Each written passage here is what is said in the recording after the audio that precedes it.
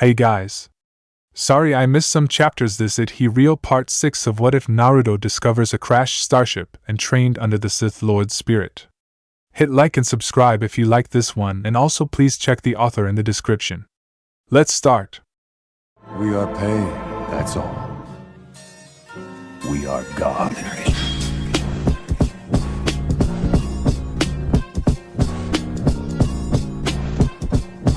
Chapter 14. 36.6 BBY, current year. Naruto is 12 and 2 weeks has passed since the last chapter, so there is 1 week before the chunin exam finals. 2 weeks had passed since the incident at the hot springs. Naruto's clones took care of all of his duties and other needs while he stayed in the hideout. His clones performing his duties were being followed and monitored by ANBU 24 hours a day. He knew this because Karen had sensed them. It wasn't that difficult to constantly switch out the clone when it got low on chakra, but there was always the chance that something could happen and one of his clones would get dispelled. He was lucky that he was being kept in the village and on guard duty, so the clones were in no danger of being dispelled. There would likely still be people that would suspect him of something, such as Danzo, but even if the corpse was discovered as not being his, he would be long gone by that time. Getting out the scroll with the body, he would have Karen start working on it later that day. However, there was something he had to do first. He had ANBU, Jiraiya, the Sandaime and his viewing orb, and even a member of Danzo's root ANBU tailing him nearly all the time. Unfortunately, he needed to get supplies as well as do things within the village. The protection of the hideout stopped the viewing orb from finding his real body, but he had a feeling that the Hokage was watching in on his shadow clone from time to time. This was a problem because his clones probably couldn't escape the notice of everyone that was after him, which meant that he couldn't use them effectively to finish the plan in the next week. With the number of methods and sensors that were monitoring him, he had to be more careful than ever. He was working on something to help him escape chakra sensor detection, but it was still a work in progress, and he could only delegate the work to a clone while he dealt with the many other problems that he had been experiencing. The only thing that he had going for himself was that none of the people that were after him had ever seen, met, or knew anything about Karen. She could move through the village without question. Should she be caught, he could easily falsify anything that they needed to make her appear to be a current academy student, and even a member of the village. He could place fake records of her in the archives, put the same files inside the Ninja Academy file room, and he could always persuade a chunin teacher to acknowledge the fact that Karen was his student. This could all be done extremely quickly because of the closeness of the academy and the archives to his hideout. He would only need to send a clone using a rock jutsu to get to these locations. This plan seemed feasible to him, and he intended to implement it. In preparation and as a test, he had let Karen go to lunch with Tenten 2 weeks ago. The decision was foolish, but he needed to test her loyalty and determine if she could be trusted to act semi-independently inside the village and perform the needed tasks. Waiting for her to return to the meeting place he had designated, which was the main entrance to the hideout at the top of the Hokage monument, she had returned without incident, and told him that she would be meeting Tenten for lunch again in a couple of days. He let the lunch meetings go because he needed Karen to help him with much more than he originally planned. Letting her have some freedom would give him leverage to get her to go on a mission for him and work on the corpse. It was a compromise and done to get her to cooperate. Forcing her to do things may only go so far before she tried to subvert his plans. He had talked with his master the previous week but had mentioned nothing about the events that had happened at the hot springs. Right before the transmission, he had a foreboding feeling through the force concerning what he was going to talk about with his master. He wasn't sure where it came from, but it was enough to worry him and rethink what he had been going to inform Playguys about. He pushed the memories and information as deep as he could before contacting his master and giving Playguys an update of his progress.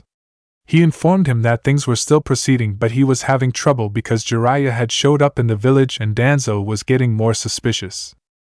He also mentioned nothing about the Kyuubi, his parents, or using the drain knowledge technique on Jiraiya. He still wasn't sure his master would even believe the story of knocking the legendary ninja out while the man was peeping on the woman's hot springs. Even he himself still had trouble believing it. Currently he was walking to the room that Karen was practicing medical ninjutsu in. He watched what she was doing for a few moments before he said anything. Karen was just finishing up an exercise with one of the fish he provided, and would move on to more advanced training soon.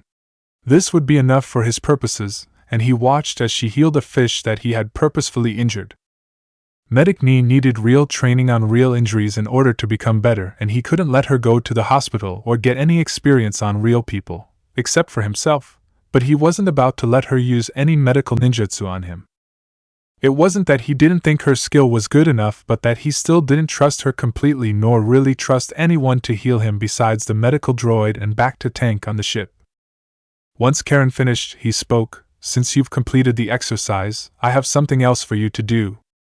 Karen looked up a little startled as she was so focused on the task that she didn't feel him enter the room or standing near her. "What kind of exercise is it?" she asked, and was eager to learn anything he could offer. "It won't be an exercise per se. You will be going out into the village and procuring something for me," stated Naruto, and he felt and watched for her reaction. Her eyes widened at what he said, and she thought about what it could be. It was good that he was willing to trust her more and give her a bigger role in whatever he was planning. She was very curious what his plans actually were, as it had never been explained to her, and succeeding in some kind of mission would only put her on his good side. "So, what is it?" she questioned, and he proceeded to tell her about the short mission. Karen absorbed the information he was telling her about breaking into the hospital and procuring his medical records. He pulled out plans for the building that were taken from the archives as well as a village map and made sure she knew where she was going. She watched as he pulled out what looked like a few ninjutsu brush, and then formed a hand seal she had come to recognize as the one that created his clones. The clone stood next to him as the smoke cleared, and then it performed the henge and turned itself into a small metal pyramid-like object. She watched in curiosity, as she wondered what he would do, and then he said something. "Let me see your arm." Calmly, or as calmly as possible under the conditions she was in, Karen walked through the village and towards the Konoha hospital. The building was several stories tall, and it was now in her view as she casually walked to it. She was under a henge to make her look like a nurse and one of the hospital's regular staff. From the information that Naruto had told her, she would be sneaking in through one of the back entrances of the hospital and making her way to the records room. Getting into the hospital wouldn't be that hard, as it really wasn't a very secure building. There were many ninja in the building, but the majority were either visitors or patients. Few ninjas seemed to be patrolling the building, and she could feel them as well as evade them with her sensor abilities. Watching over one of the service entrances, she waited for an opening and then went in to pick the lock on the door. With the door opened, she made her way through the maintenance area of the hospital and to the stairwell. The main records room was on the middle floor of the building so as to be better accessible to all floors. Stopping in the stairwell before she entered the correct floor, she sensed the entire floor for chakra signatures that belonged to ninja. She only detected a few signatures that were larger than a civilian, but it was hard to tell whether they belonged to ninja or just medical nin. Once the hallway was clear, she entered through the stairwell door and closed it behind her without making much noise. Casually walking down the hall, she headed to where Naruto indicated the records room was. Passing several locked rooms, she eventually came to the correct room. Reaching out, she checked the door and found it locked, which she already assumed it would be. Kneeling down, she pulled out her lock-picking tools and went to work on the door. It didn't take very long before the lock clicked to tell her that the door was open, and she proceeded to enter the room. Looking around at the numerous filing cabinets, she thought about where to start first, and realized that she didn't know one key piece of information. "My surname is Uzumaki," stated a disembodied voice from inside her head. Karen jumped slightly at the intrusion of the voice into her thoughts, but then calmed down, and absently touched her arm that had the seal on it. When Naruto had created the storage seal on her arm, she had no idea what his thought process was when he sealed a henge clone into it. She thought perhaps he was sending backup for her, but it was really so that he could extend whatever thought-projecting abilities he had and communicate with her while they were separated.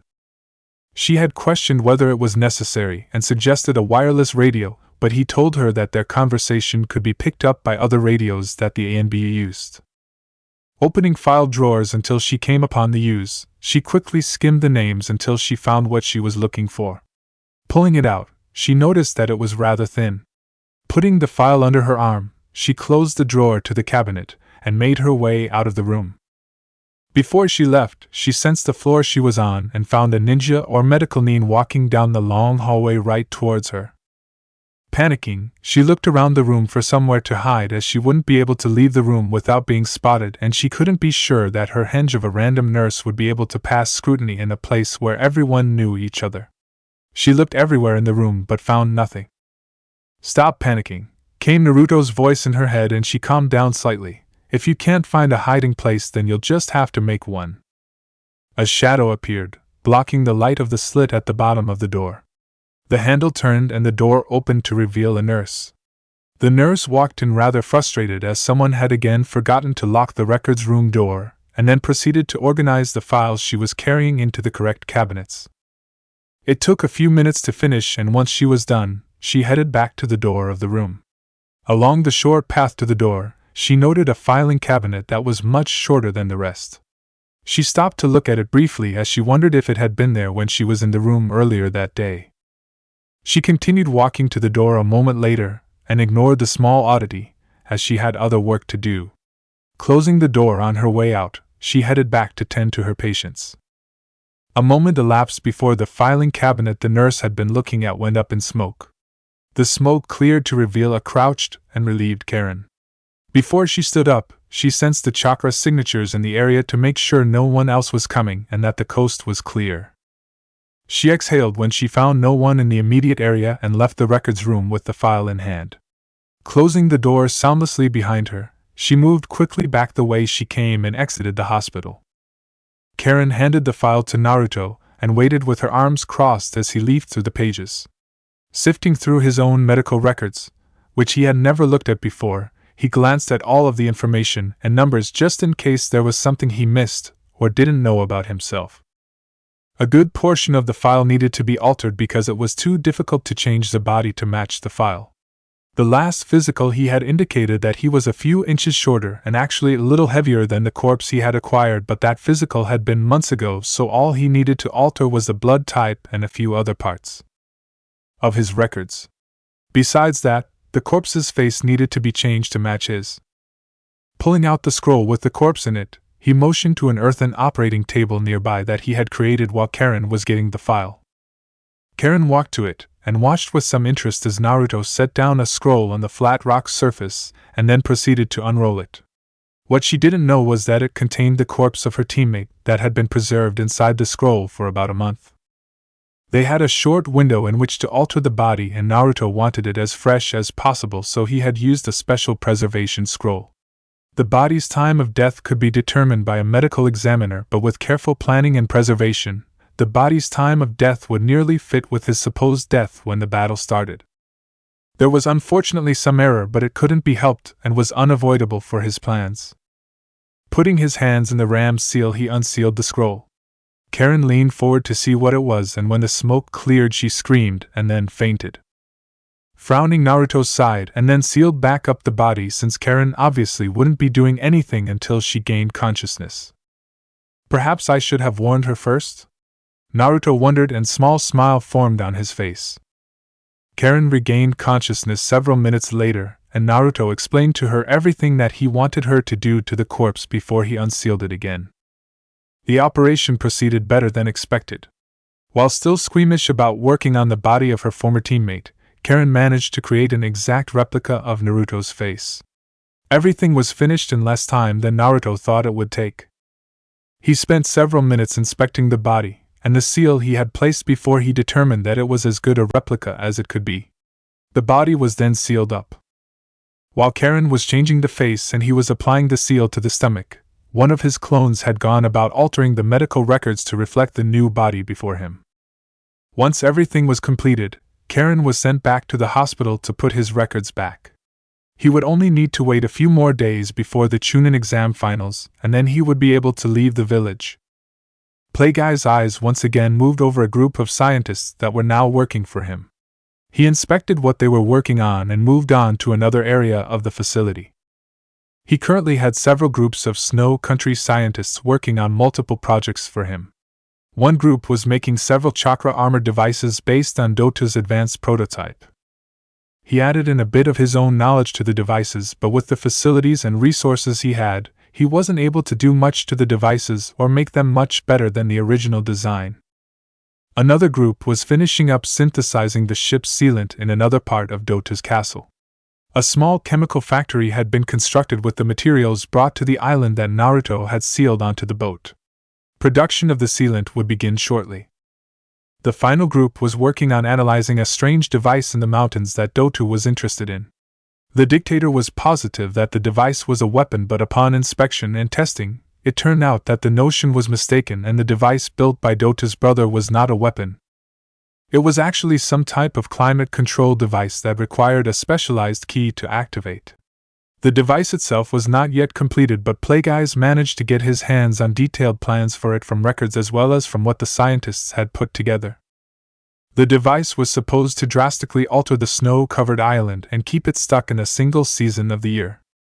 He, as well as the scientists, were still not completely sure of how the device worked, as despite his vast knowledge, he could not completely determine how several key components functioned from just a set of blueprints, though he could guess. Accessing these components for further study would require dismantling portions of the device, as the plans did not explain what they did or how they functioned.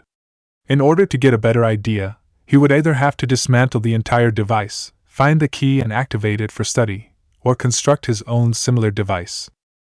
He currently had other things to worry about though, and needed most of the scientists for other endeavors, so that he would have to wait and perhaps construct a device once they were back in the known galaxy. It wasn't a big loss, however, as he currently had no need for a climate-controlled device, but it was something of interest, and he would look into it at a later date. His last transmission with his student was also still stuck in his thoughts. He had the feeling that Naruto was keeping information from him, but wasn't sure what that information was. His thoughts were filled with notions of what that information could be, and he had thoroughly analyzed each possibility. They ranged from his student being influenced by the kunoichi that was now working for them, to his student plotting against him.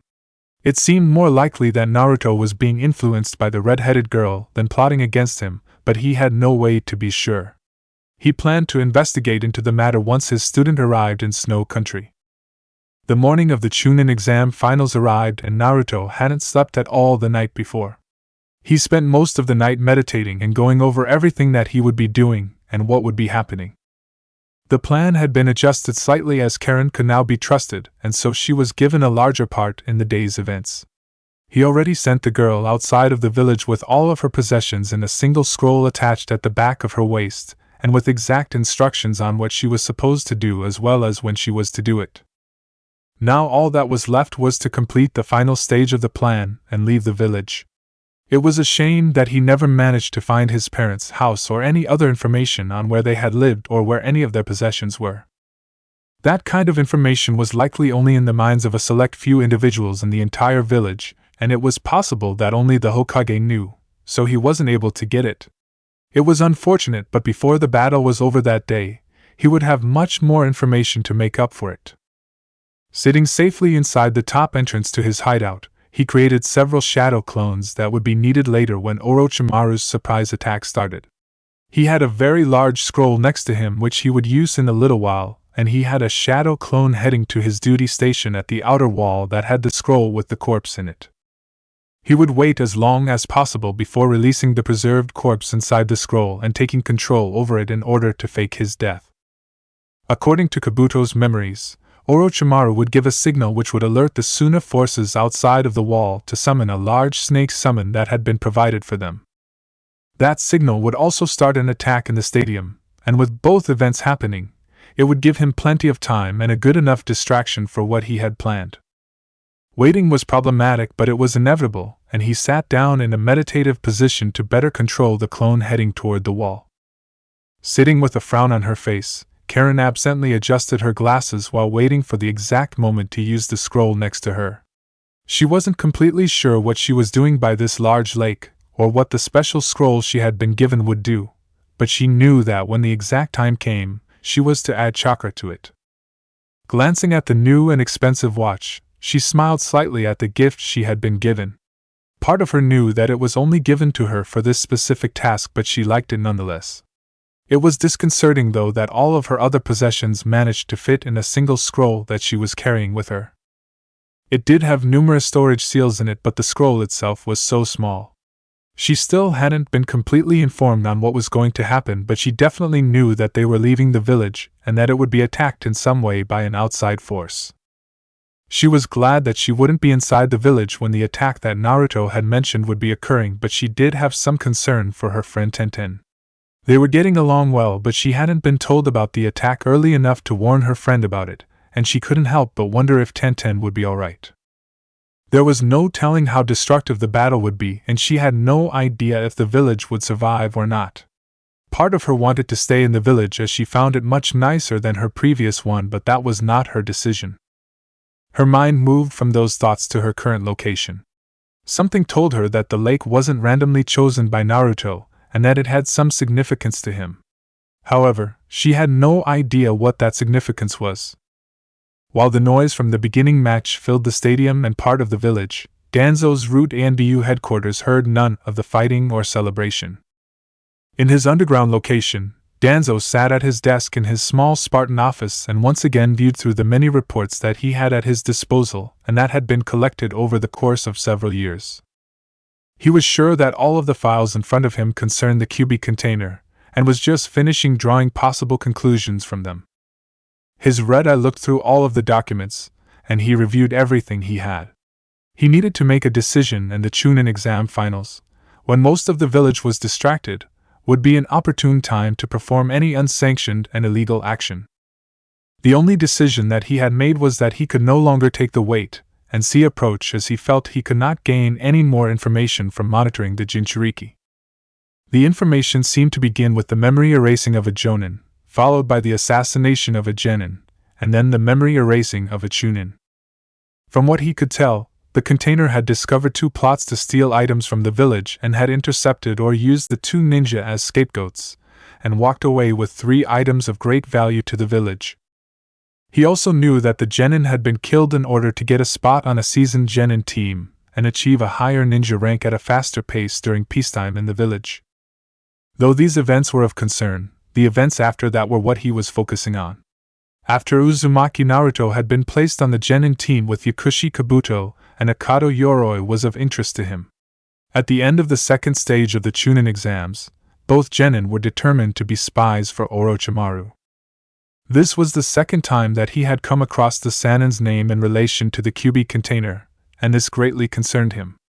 From what he could tell, there was no evidence that the container was ever involved with Orochimaru until joining that genin team. Uzumaki most likely read the mind of the genin that he replaced and found out that the entire genin team were spies for Orochimaru. However, he said nothing and was put on the team without any problems and never once tried to implicate either genin as spies. Danzo concluded from the information he had. When followed to Wave Country, Orochimaru's name came up again in a coded talk with the deceased shipping mogul Gato. This information put several theories into his mind that the QB container started working for Orochimaru, and that Gato was also connected to the Sannin. Orochimaru had stayed well hidden, and having someone like Gato with his shipping business would definitely have helped the Sannin stay hidden and move things without anyone noticing.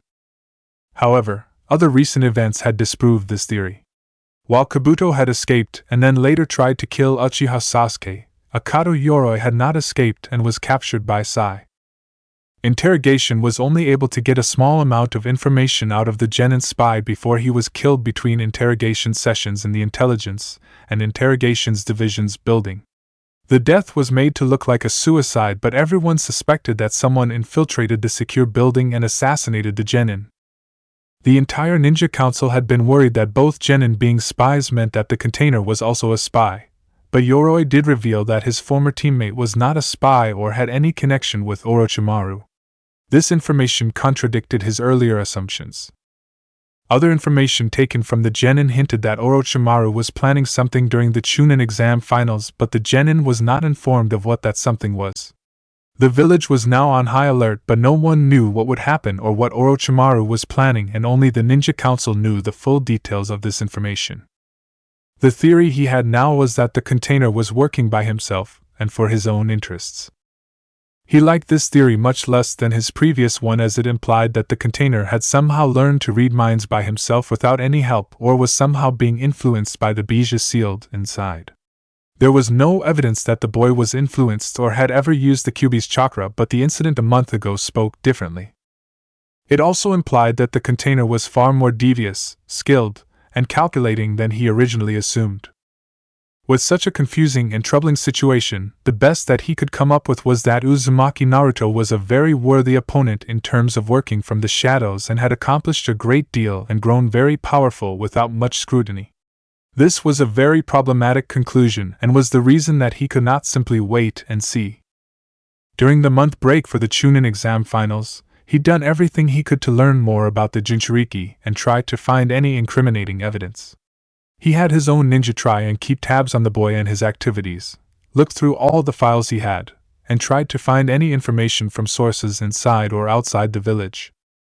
He called in favors with ANBU members that he had personally trained, and the boy's apartment had been thoroughly and illegally searched for any of the stolen items that the village was still looking for. Nothing was found except numerous empty hiding places created throughout the entire apartment.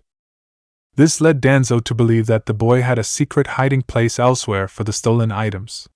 Without any idea where it could be, and after a month of monitoring the container's activities without finding anything, he was forced to consider other possibilities and look for anything that stood out. The patience required to be followed for over a month, and not make a single mistake, or do anything of note, stuck out as something very odd. What little he had on the container suggested that the boy was impulsive, and didn't like to wait. This was the complete opposite of the patient person that had only performed their duty for an entire month, and had done nothing of note nor any extracurricular activity. The boy hadn't even trained in the training grounds for an entire month, and he had trouble finding any information that the container had ever used the training grounds for personal training. This made little sense for a ninja of special jonin status that had risen through the ranks so quickly. The notion of a small hiding place had therefore been changed to a larger hiding place that could accommodate room for a single person to train in. From Fu's monitoring, a discrepancy was noted in the early mornings with the amount of chakra that the boy had. Fu thought it was lower than what he had noted in the past when following the boy. He now suspected that the boy was using shadow clones to perform his duties within the village. There was little chance of a clone being found out or dispelled while performing standard guard duty, and with the boy's chakra reserves, the clones could last for a long time. This supported the idea of a large hiding place, but didn't consider how the switch between real and fake was being made or where the shadow clones were coming from, because they never seemed to go anywhere else but guard duty, out to eat, and the apartment building. This implied that the hiding place was at one of these locations, and a seamless switch could be made between clone or original, or a new clone could switch with an old one without anyone seeing. Looking through the papers once again for anything that stood out, he also glanced at the plans for the buildings that the container passed on his routine trips from the apartment, and finally noticed something. On one of Fu's early reports, he noted that a strange chakra disruption when the boy entered the stairwell that led to his apartment. This had been noted on several reports but stopped occurring in more recent reports, and Danzo's eyes narrowed as he pulled out the blueprints for the container's building. It wasn't an apartment building but a storehouse that had an apartment on the roof. Finding the stairwell, Danzo found that it was completely closed off and no one from the outside, those following the container, could see inside. The container disappeared from view while in the stairwell and was only visible while entering or exiting it. That left many seconds unaccounted for and several floors of stairwell where a switch could be made. The building plans did not indicate any rooms right by the stairwell that could be used for such a hidden area, but everything else fit. Sitting back in his chair, Danzo thought about what he should now do with the knowledge that he had. The village had a rogue Jinchuriki that was erasing and reading the minds of ninja in the village, stealing village secrets, using the Kyuubi's chakra, and that had an unknown agenda. Something needed to be done, and he decided to take both Fu and Torian with him. The controlled clone was standing in the watchtower along the eastern wall of the village with the other ninja that were on guard duty. Looking out over the forest where he knew several hundred ninja were hiding and possibly looking back at him, the clone pulled out the scroll. He needed to unseal the body as close to the attack as possible, but he had no idea when exactly that was. There was no decided time like he had made with Karen, but only a rough estimate. Using the force, He made the motion of throwing something in a direction but didn't actually send anything flying. The guards were all on their feet as they just had a strong feeling that something was happening in the direction that Naruto indicated. While the guards were all distracted, the clone unsealed the body and then used the dead soul technique on the corpse. The technique was quickly completed and the heart restarted, which let him control the body. It stood and the clone dispelled. The control he was using on the shadow clone was switched with the corpse. The dead body stood and then walked over to see what the other ninja were looking at. The force technique he used had distracted the ninja enough that they were unaware of the noise he was making behind them and completely focused on the direction he indicated. Eventually they decided that whatever it was that had attracted their attention was no longer of interest, or even important in the first place, and went back to playing cards. With the switch completed, Naruto controlled the corpse and waited for the attack to commence. Despite having his eyes watching the fight between Uchiha Sasuke and Sabaka no Gaara, the Sandame's thoughts were elsewhere. He was still not sure what was happening with Naruto, or what the boy was up to. Nothing made sense, and even though his ninja had been secretly monitoring the boy for nearly a month, they had not found anything notable, or that would indicate Naruto had some kind of agenda. Even Jiraiya had checked in on the boy from time to time, and not found anything out of the ordinary. His apartment had been searched and everything that Naruto did was closely monitored, but nothing came up. He also acknowledged the fact that Naruto may know about the ANBU following him, and made sure to not do anything suspicious. Something was definitely going on, but he still could not determine what that something was or how Naruto was involved. Another concern was Orochimaru, as his former student was definitely planning something, and he couldn't help but wonder if Naruto was somehow involved in his former student's plans for the village. With Naruto's former genin teammates turning out to both be spies for Orochimaru, anything was possible. The genin Yoroi had not given them much to go on before being assassinated, and it was still difficult to believe that the village could be so easily infiltrated by spies and that an assassination could occur in such a secure facility. The likely culprit was Naruto's former teammate Yakushi Kabuto, who was far more competent and skilled than any report or archived file revealed. The former Konoha genin had gotten past numerous umbu with ease. He was still questioning whether Naruto had any knowledge of either of his teammates being spies, but it didn't seem that likely, as even the Jonin sensei was oblivious to the genin's involvement in espionage for Orochimaru. He desperately wished he could answer any of the questions and concerns that had been constantly on his mind in the last month, but the answers continued to elude him as he looked down at the battle between the two boys. Through what little force connection he had in the revived and controlled body, Naruto could feel the tension starting to build, which told him that something would happen soon. It seemed to swell from the forest and the arena as well as a few other places, so he decided that the battle was imminent, and he should start the plan. The guard towers were placed at intervals along the top of the thick village wall, and a person could walk between them. The area that Naruto needed to be was slightly off from the guard tower he was in. The snake summoning ritual was placed within 100 feet or so from that general area, and the snake would likely come right through the area. Moving out of the tower, he started walking along the wall for a short distance. A few of the station ninja asked where he was going, and he replied that he thought he saw something and was going to investigate. Not 20 feet from tower, smoke started rising from the stadium, and then right after that kunai peppered the watchtower he was just in. He maneuvered the corpse to dodge the kunai, and didn't have to wait a few more seconds before smoke filled the section of forest in front of him. The smoke bulged out and a giant three-headed snake emerged that charged the wall right where he was standing. As it charged for his position, he had to stop himself from trying to dodge it. He made it seem like he froze in shock and surprise at the coming summon. Only a moment passed before the snake reached the wall, and instead of letting himself be hit, he used the force to gently push the body away from the snake and fell off the wall as the snake slammed through it. The force of the snake's impact sent debris everywhere while he was falling, and he was struck by the belly of the snake as it fell, but used the force to limit the amount of damage to the body. Despite being hit, the body was caught with the debris and ended up buried while the snake stopped for a moment to attack the ninja in the area. Being conscious while your body was hit by a snake and then crushed under debris was a very strange experience, and Naruto waited for a few more moments before stopping the technique. He made sure that the corpse was buried as deep as possible and would not be found until after the cleanup started. With the rubble and the fighting, it could be days before that body was discovered. After that, it could take a few more days before it was properly identified depending on the damage done to it, and the fact that the priority of the Konoha hospital was for the living. With all of the injured people as a result of the battle, the hospital would be flooded with patients and everyone would be attending to them, including any doctors or examiners that normally work on autopsies. The minimum amount of time before his body was discovered was at least several days. An autopsy would inevitably be done to make sure it was him, as the council would call for it. The forged records would match up with the discovered body and everything would match. It would likely be determined from the autopsy that he was instantly killed when the summons broke through the wall, and all of the other injuries were caused right after death because of the debris. No one had been left alive that had seen him die, as the ninja in the watchtowers had all been killed by the kunai or the summon.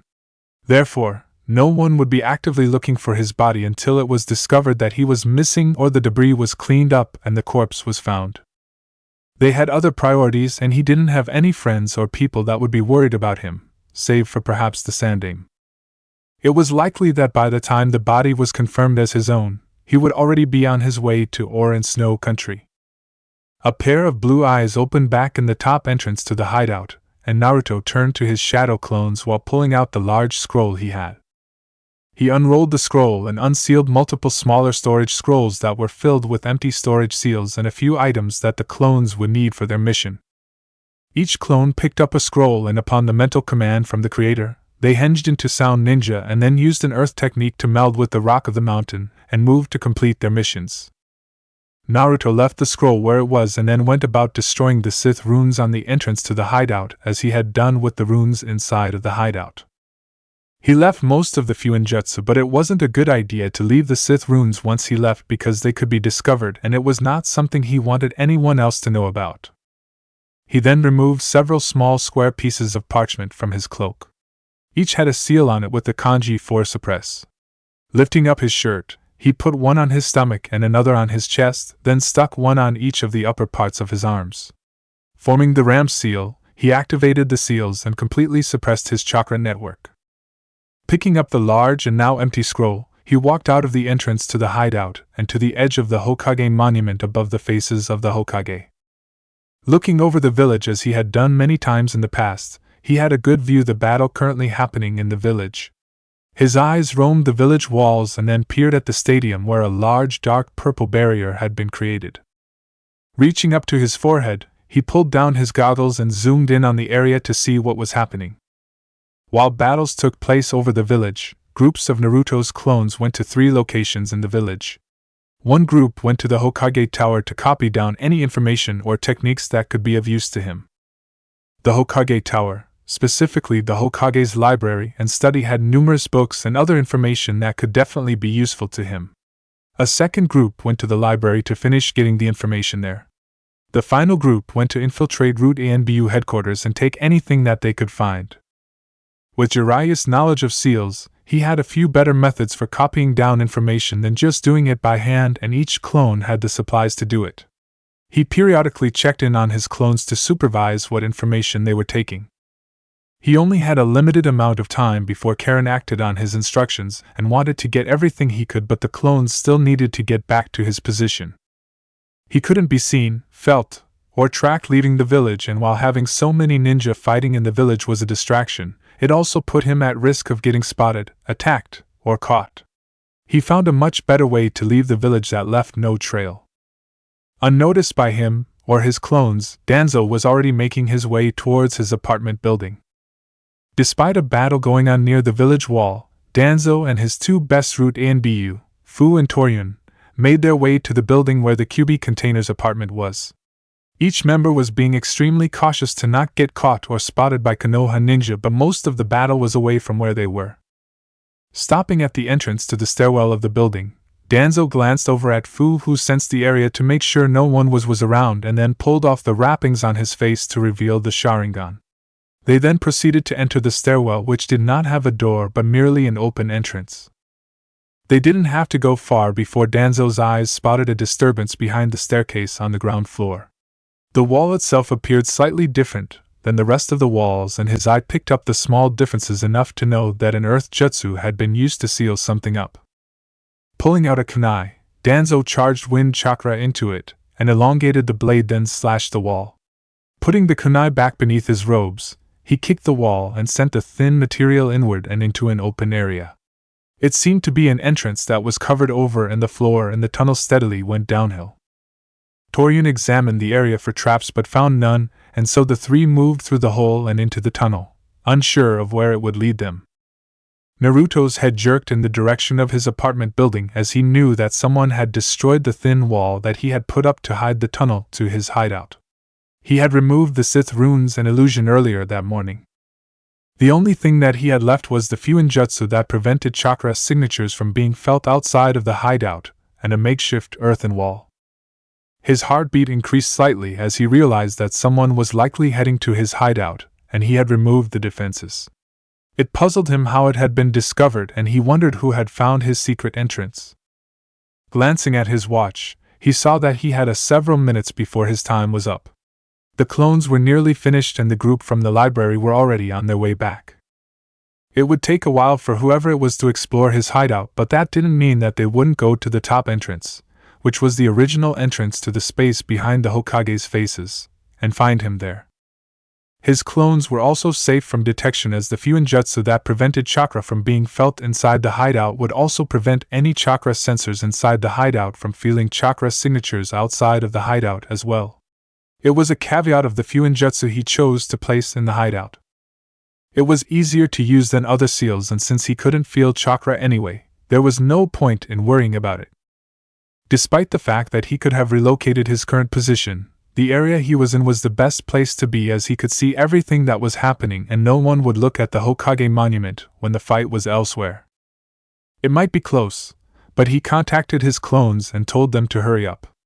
He wanted to leave before anyone found him. With his chakra sealed, he would have to fight with the force only, and he wasn't sure who he would be facing or if it was multiple ninja or not. The three ninja moved silently through the black tunnel. The light had faded and they were going by Danzo's Sharingan, which could partially pierce the darkness of the tunnel. Fu told the others that he could no longer feel any chakra signatures from the village, as something was blocking his sensing ability. Though Danzo didn't want to admit it, he was very interested where the tunnel would lead. He originally thought the secret area was just a hole in the ground, but this was definitely more extensive and well planned. He instantly noticed the jutsu that was used to create the tunnel, as he had used the very same, though modified, jutsu when his root headquarters was created. There also appeared to be some other fuinjutsu active in the tunnel as well. "How far do you think we've traveled?" inquired Torian to the group, and Fu answered, "A couple 100 feet. We may be nearly under the Hokage monument by now. I still can't feel anything from the outside." Danzo stayed silent until he stopped walking. "We've reached a dead end," he stated, and glanced around the pitch-black area. He thought at first that it was another wall, but his eye was able to see that the ceiling above them was open. "What do we do now?" asked Fu, and Danzo responded, "We go up." The clones from the library returned, and several hands came up from the ground to deposit scrolls at his feet.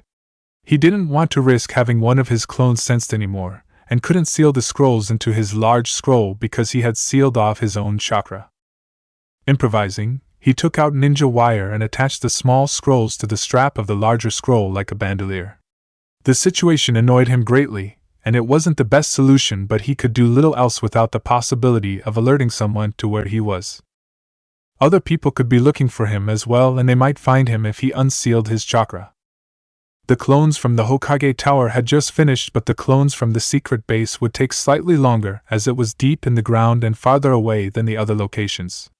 Danzo had placed his base next to the Hokage mountain and nearly up against the village wall. The base had a passage out of the village and was still technically inside the village. He glanced at his watch again to see that he only had a few minutes before Karen would act. Looking back over the village, he saw trees form inside the barrier that the Sandaime and Orochimaru were fighting in. This intrigued him, but there was nothing he could do about it at the moment. Pulling down his goggles again, he tried to get a better look inside the purple barrier. After running vertically for over 200 feet, the three ninja emerged into a much lighter area. It was quite a large cave-like area, and they briefly wondered exactly where in the Hokage mountain they were before they turned around. Looking at the wall behind them, they saw the reverse impression of the Hokage's faces. Danzo's eyes widened slightly as he realized just where he was and how extensive the hideout was. He signaled to both his ninja and they went about exploring the area for anything of importance. It was possible that the room was filled with traps, contained a clone or more, or perhaps contained the hiding Kyuubi container. The last thing he wanted was a battle with a Jinchuriki that could access some of its Bijuu's power. He knew that he did have the needed abilities, Sharingan and Mokutan, to suppress that power, but he didn't want to have the confrontation get to that point. He hoped to get the jump on the container, but the hideout appeared completely empty.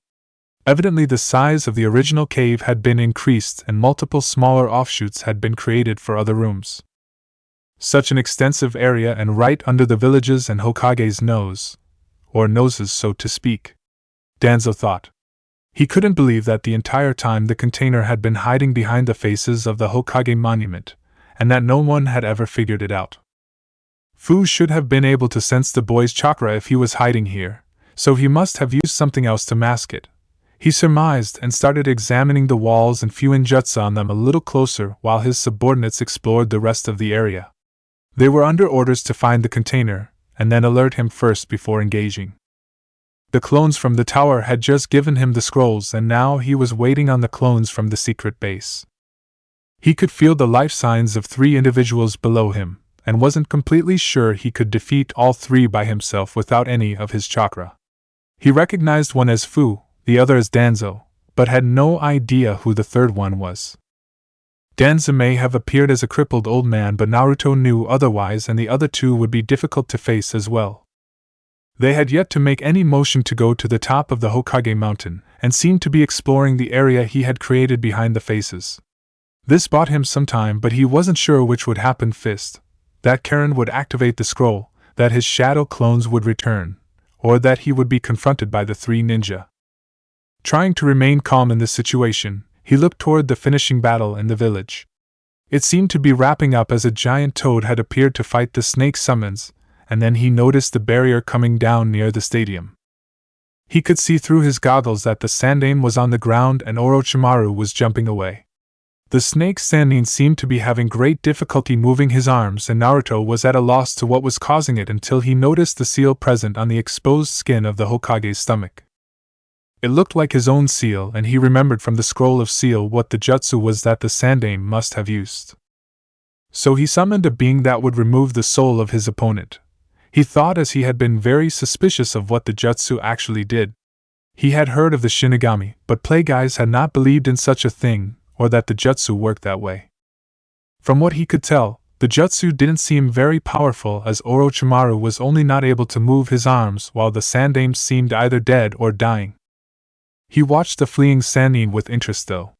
The man was practically being carried by the 4 guards that had created the barrier. Plagueyes had told him that he couldn't face Orochimaru as he would likely be defeated, but his master's words were no longer true, as it appeared that Orochimaru could not move his arms or hands.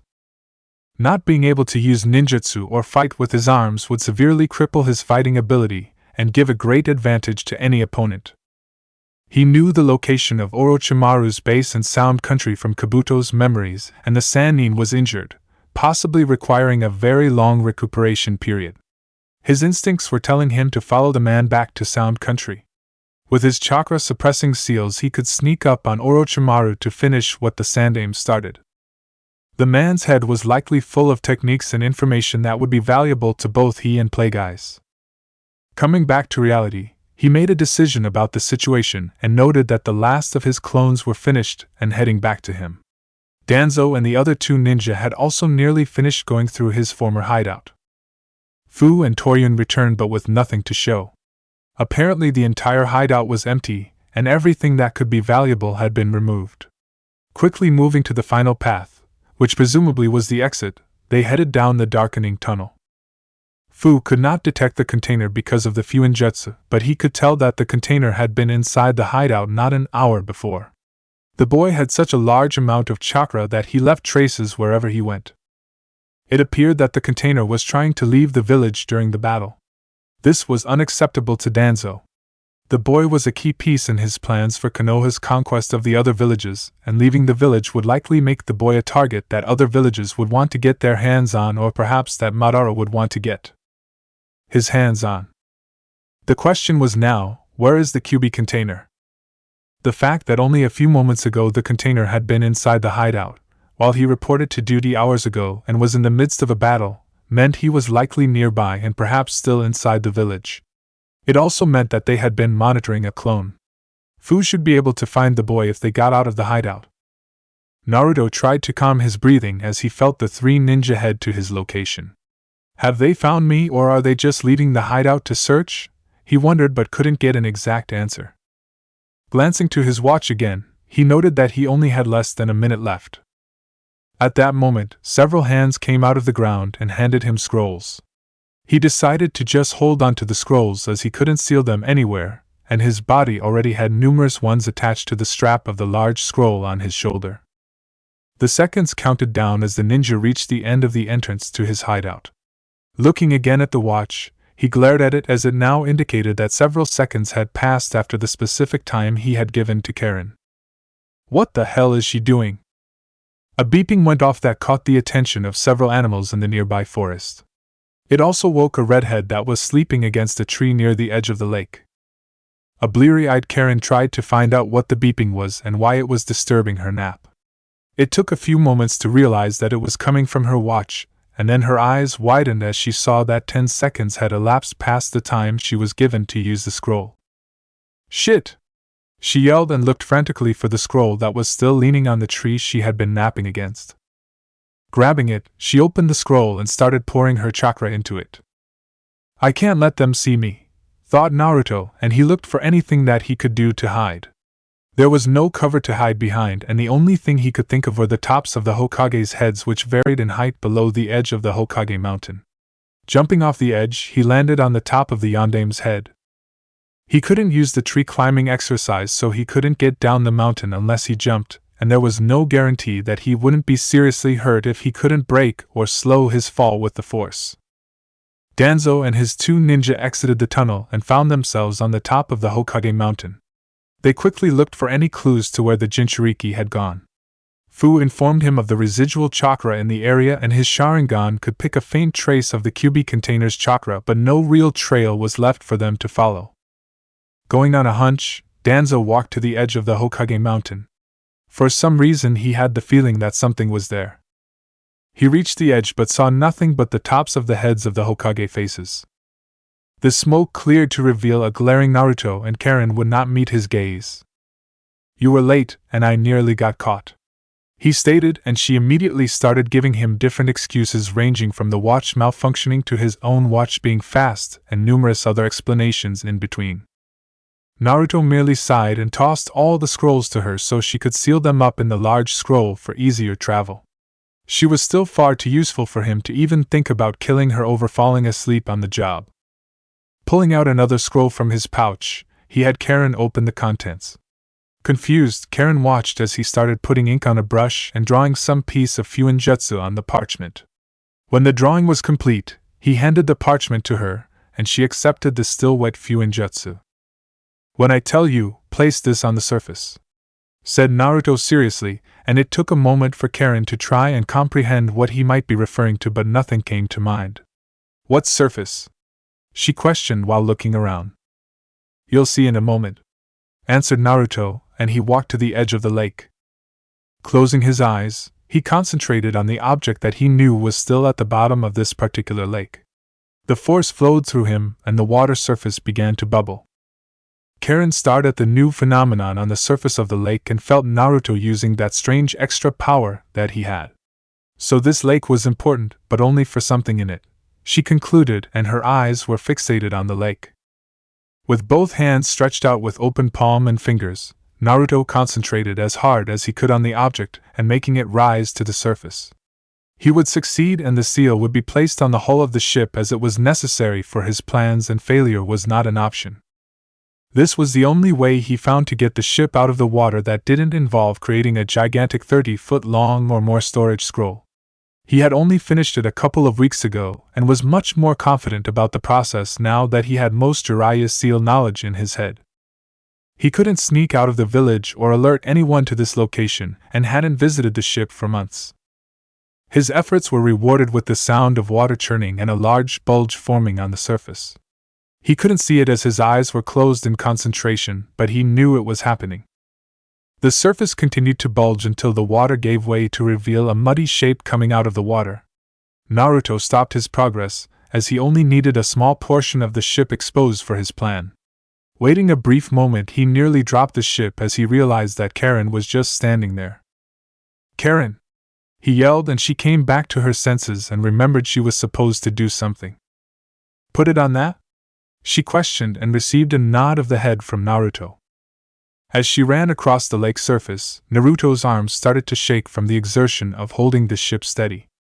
He didn't have much time before he needed to let it go. He would have liked to use a shadow clone for this instead of Karen, but he still couldn't let anyone feel his chakra signature because Danzo was likely actively searching for him and would definitely come after him. Coming to the muddy object that was sticking out of the water, she noted that a very large shadow was beneath her, and that whatever object it was, must be far larger than the little area that was showing. Stopping at the exposed site, she held the wet scroll in one hand and started scraping off enough of the mud to find a hard and flat surface. She was greatly surprised that the surface underneath appeared to be completely made of metal. Pushing the rest of the mud off the surface, she placed the parchment flat down and then added chakra to the paper to finish the seal. The moment the seal was set, she removed the parchment from the now set seal and the object started to sink back down. Gritting his teeth, Naruto gently let the ship come to rest at the bottom of the lake once again. Falling to his knees, he took in deep, ragged breaths, as the task had taken a great deal from him. A few minutes passed before Karen spoke. "What was that thing?" she questioned, as even from what little she saw of the object, it looked like nothing she had ever seen before. "You'll find out soon enough," Naruto answered as he calmed his breathing and attempted to stand up on shaky knees. Pouting, Karen gave him a glare as she really wanted to know what it was. It was obviously important, but she wondered why he was leaving it and what the Fuinjutsu was for. Naruto ignored the look and glanced in the direction he knew Sound Country to be. He should be heading to Snow Country at this point, but he wanted to go to Sound Country and had a feeling through the forest that this was what he should do. It would be best to get to Orochimaru's hideout before the man and entourage did in order to set traps or a surprise attack when they got back, but that was unlikely to happen. Orochimaru had a lead on him, and while the man couldn't use his arms, his legs didn't seem all that damaged, and he had 4 ninja to help him back. Though he had been told not to try and fight Orochimaru, his next step was to get to Sound Country as fast as possible. "So where are we going?" asked Karen as she adjusted her glasses and then gathered her belongings. "Sound Country for a brief period and then our final destination," responded Naruto, and he jumped to the nearest tree. Karen frowned slightly at the answer and what it would mean, but followed him anyway. She was curious about what they were going to do and why his chakra was completely suppressed. The term he had used, final destination, wasn't giving her a very good feeling, but she couldn't go back to Konoha as she never had any real business being there in the first place and wasn't a citizen but a former ninja from another village. Her best option was to keep following Naruto, and her curiosity was already piqued over what had just happened. A few hours later, the battle ended inside the village and Jiraiya had managed to stop the snake summon as well as the rampaging sand Jinchuriki. The first priority for the ninja was attending to the wounded, but Danzo had already returned to his route headquarters. He was greeted by several of his ninja reporting that the hideout had been infiltrated and many documents and scrolls had been looked through or stolen. The news was troubling, as not only was he sure that it was the Jinchuriki that was behind it, but it meant that there had been a leak in information and the container was not only aware of him, but his hideout and ninja as well. Even the Hokage didn't know about his operation or secret base, yet the container had managed to discover all of it without him knowing. Fu had tried to find any other trace of the container's chakra signature, but there was nothing within his range. He managed to pick up very faint traces in the Hokage Tower, the ninja library, and confirmed that the boy was inside their base, but no actual source of chakra was still in or around the village. "He's been rather busy. While we were investigating him, he was helping himself to information and techniques," thought Danzo as he sat at his desk in his room. The disappearing act was extremely troubling as he wasn't sure how the container had managed it. It's possible he has another hiding place and is just waiting for a good chance to leave, or he managed to leave the village without anyone noticing during a battle, were his current thoughts on the matter. Looking through all that he knew, it seemed more likely that the container had already left. The boy was far more versatile and calculating than to stay in the village. He was now certain that the boy knew of the impending attack and had used everything to his advantage. There were only a few places that the Jinchuriki might go outside of the village. Wave Country was at the top of the list as the boy had already been there, and had some kind of dealings with Gato before the man's death. A thought came to mind of what Fu and Sai had reported to him, that a ship had been hidden in Wave Country, and ready to go at a moment's notice. It was never determined if the ship belonged to Gato and the container was definitely there loading it with supplies. So he may have had a ship prepared 2 months in advance. He thought and summoned a few of his ninja. He needed to intercept the Kyubi Jinchuriki before he got away in that boat. Chapter 15, New Additions. 36.5 BBY, Current Year. Naruto and Karen moved swiftly through the forest. It was nearly night, and they had been traveling for hours towards Sound Country. If Naruto's calculations were correct, they were near the border, and should be arriving at the Valley of the End rather soon. Karen had wanted to stop to take a break, but Naruto refused and told her to keep going. Whenever he had not fulfilled Plagueye's expectations, he was always made to do extra work in terms of his training as a punishment. Running nonstop to Sound Country was Karen's punishment for nearly getting him caught and falling asleep. Only if she passed out or collapsed would he help her, and that would only be because he still needed her. He couldn't leave her behind, but she didn't need to fight anyone once they got there, and her skills as a fighter wouldn't be helpful to him anyway. Only her sensing skills would be needed for this mission. His thoughts were on what he was going to explain to Plagueeyes once he got to Snow Country. He had defied his master's orders and was now heading off to Sound Country without telling or informing his master of his current intentions. This was really the first time he was going against Plagueeyes' orders. He felt he didn't have time to contact Plagueeyes using the communication device, and speed was of the essence to get to Sound Country. The rewards of this mission would be well worth any of his master's anger. He just needed to make sure that he could at least get there undetected. Arriving before Orochimaru was best, but he could still succeed if he arrived after. Sitting behind his desk in Root headquarters, Danzo looked over all the reports he had concerning the infiltration of his well-hidden base. Not even the Sandaime had ever found his secret base, yet somehow the Kyubi container had managed to escape the village right when he was closing in, and even managed to figure out where his base was and how to enter it without initially being detected. There was no real loss to him or the base, but most of the jutsu that he had in the library of techniques that he had acquired for use by his ninja had been looked through. There was evidence that these techniques had all been copied. Concerned over this, he had a few of his root ninja that he had been asked to disband and turned over for ENBU assignment, discreetly look into other areas of the village and find out all they could about any other problems. Apparently someone had looked through the Hokage's study as well as the village library during the battle. After learning of this, it was obvious that the container had sought to take all the information possible from the village before leaving. It had been just over a day since the battle ended, and there was still no sign of the boy. He had several of his ninjas searching outside the village, but nothing had turned up so far. He sent a few of his men to Wave, but he likely wouldn't receive anything back from them for at least a couple more days. The situation was frustrating, and he tried not to let any of his emotions get in his way of determining what was really going on. He still wondered how the boy had known so much about his base and where information was kept. To his knowledge, at no point had any of his ninja been compromised or unaccounted for, which would leave time for the container to read their minds. The situation hinted that someone in his own forces was helping the boy, which was something that should not be possible. There were no spies, double agents, or disobedient members of the Foundation. So when did he find a chance to access the minds of one of my ninja? He wondered, and it was a very difficult question to answer. After taking a short break at the Valley of the End, which Karen was thankful for and collapsed into a heap on the ground, they continued into Sound Country to where one of Orochimaru's hideouts was. The man had created numerous hideouts inside and outside of Sound Country, but only a few in his organization were privy to where they were. They weren't that hard to make, and Orochimaru likely had more hideouts than even Kabuto knew about. Karen had yet to sense anyone, but that didn't mean anything. Most of the sound ninja had likely been killed in the battle, so he didn't expect to find ninja patrolling or guards.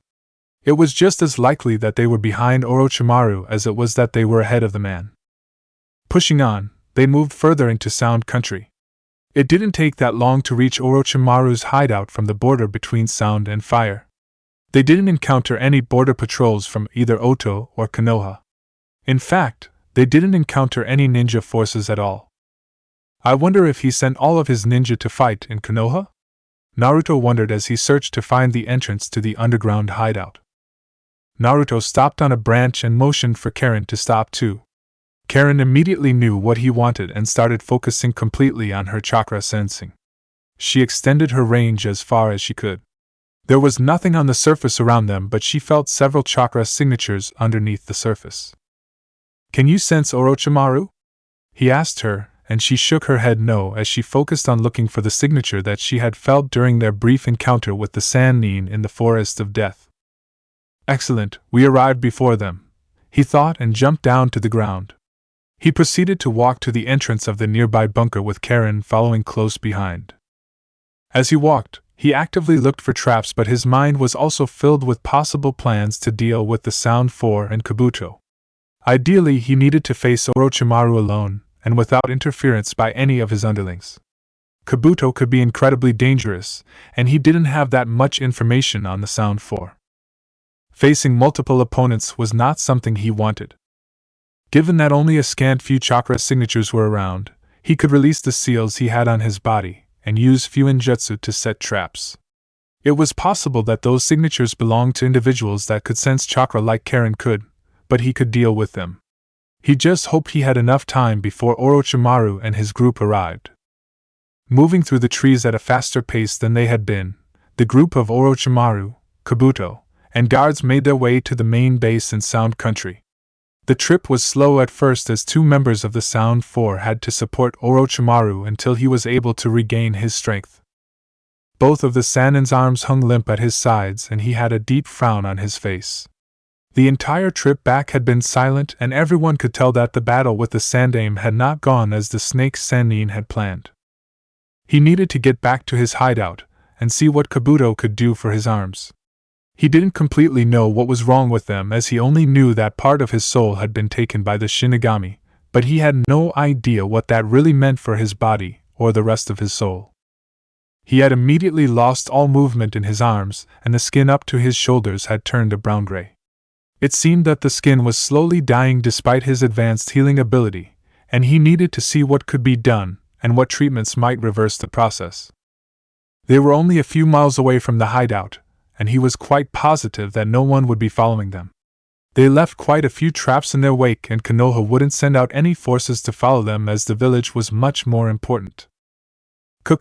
He silently chuckled.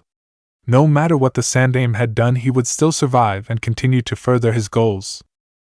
Completing his preparations for Orochimaru and the Sound 4, Naruto went in search for the two chakra signatures in the facility that had not moved since they arrived.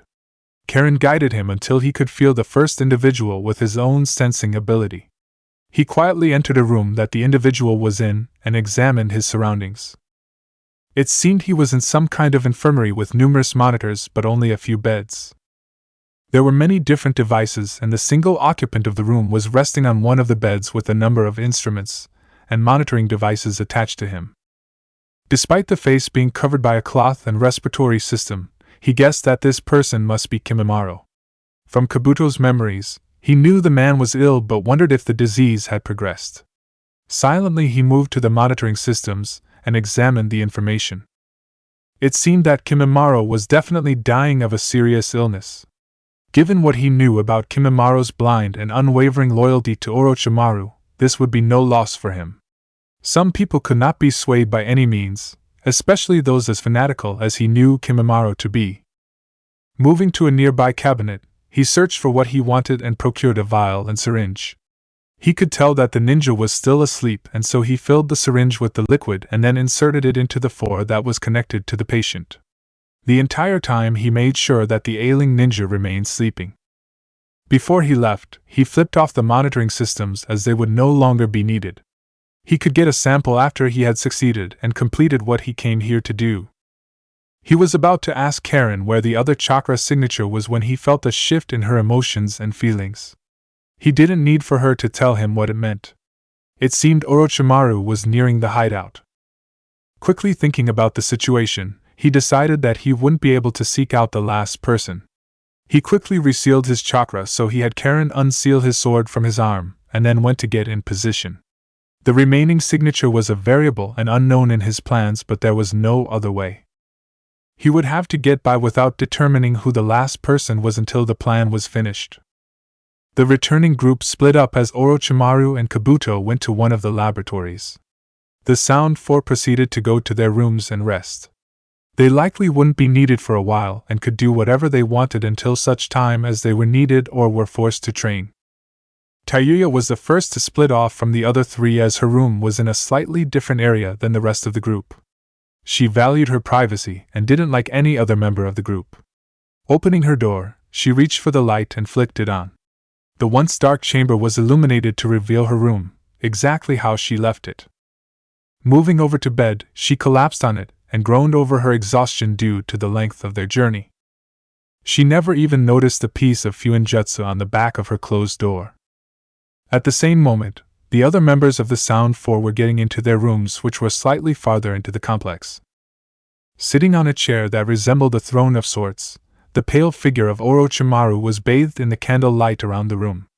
Kabuto had just left to go and analyze several samples that were taken from his useless arms. He glanced at the many items on the shelves of his room. There were numerous creatures in jars and then a glass container with his severed hand from his original body. It still bore the Akatsuki ring on it, and he chucked at how the loss of that item would inconvenience that group when they started moving to achieve their goals. It was at that moment that he idly noticed that he couldn't sense anyone. He couldn't feel Kabuto's chakra signature, those of the Sound Four, or Kamamuro's. This was rather odd as he should be able to feel them. He frowned slightly at the realization. Jirobo was the first to enter his room. He turned on the light and closed the door at the same time. He barely glanced at his room but became alerted when he heard a recognizable noise. Looking around, he saw that most of the room was plastered with explosive notes. His eyes widened and he ran for the door a moment after each tag started to spark. The door wouldn't open and he instantly realized what was plastered on his door. It was a 5-seal barrier tag, which was a lower-ranking barrier technique. The problem was that he had to remove the 4 associated tags, as well as the 5th tag he was looking at, in order to break the seal. There was no time to find the 4 tags that were likely hidden throughout his room among the explosive tags. There was no way out. He was sealed inside a room filled with explosive tags which would contain the explosion. As Tayuya was still sitting on her bed when she felt a slight tremor. Her eyes opened briefly, but she ignored it and just thought, that fat ass probably just farted again. A small smile formed on her face, and she chuckled before closing her eyes again and trying to relax. The glass tubes and jars around Kabuto rattled slightly, and he looked up from his work, curious to know what the tremor was. Orochimaru was now fully alert. He stood from his chair and walked to the door that led to the hallway. He wasn't even halfway there before he felt an incoming attack but found he couldn't dodge. It was as if he was being held in place by an unseen force. She felt that perhaps she should turn the lights off and try to fall asleep, but just didn't feel like getting up and turning off the lights. It was at that point that she felt another 2 tremors in quick succession. Sitting up fully alert, she looked to her door and noted for the first time that it had fuinjutsu placed on it. Her team was very familiar with forms of barriers, and it took but a moment for her to recognize that she had been sealed in her room by a 5 seals barrier. Her eyes widened and wondered how she had missed it. Moving to the door, she attempted to force it open despite knowing that if the barrier was activated then it would not budge. What the hell, she thought, confused over why this was happening. Were they under attack? Was it just some kind of stupid prank? The tremors, however, spoke towards the former. Someone had likely infiltrated their hideout and set traps, but for what purpose she had no idea. Thinking quickly, she realized that the barrier may have been active before she entered her room. The door opened inward so someone could enter the room, but would be sealed inside once the door shut and the barrier was once again complete. It was a very ingenious trap, and she had never seen nor heard of the technique used in such a way, but she pushed those thoughts aside as she started looking through her room for the 4 accompanying tags. She opened the drawers of her desk and found one in the top drawer, then found one under her bed, another in her wardrobe, and the 4th and final one in her closet. They needed to all be removed at the same moment, and although she didn't have any type of clone jutsu that could do the job, she still had her 3 doki summons. Orochimaru smirked despite the fact that his upper body had been cleanly severed from his lower body. He'd even lost both his hands in a single swipe. Without so much as a hand seal, snakes appeared out of the cut areas on his upper and lower body. The snakes moved past each other, interlocking, and then forced all the pieces of his body back together. A few snakes even emerged from his sleeves of his ruined arms and went after his mysterious attackers. Naruto dodged to the side, neatly decapitated the snakes, and then turned back to his opponent, who had moved back to create some distance between them.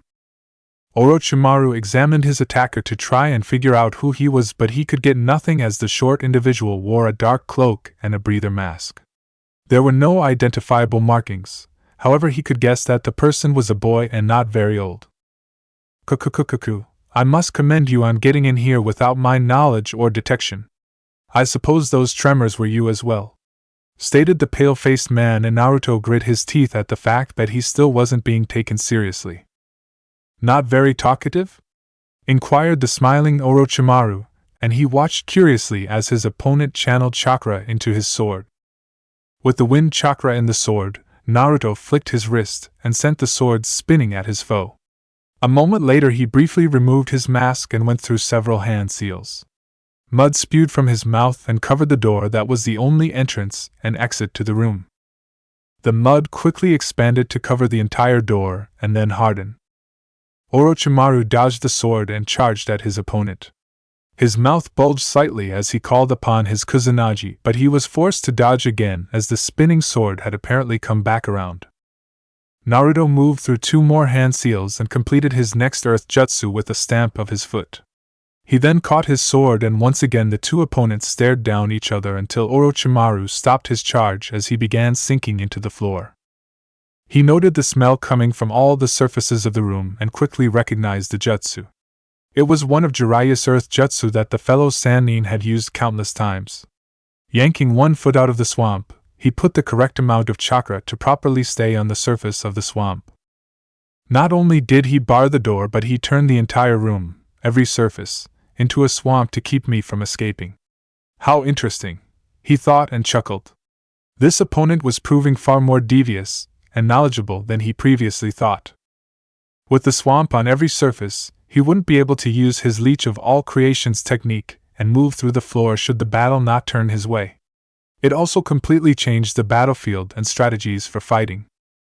Trapping yourself inside a room with a snake isn't very smart, he chided, but his opponent continued to remain silent.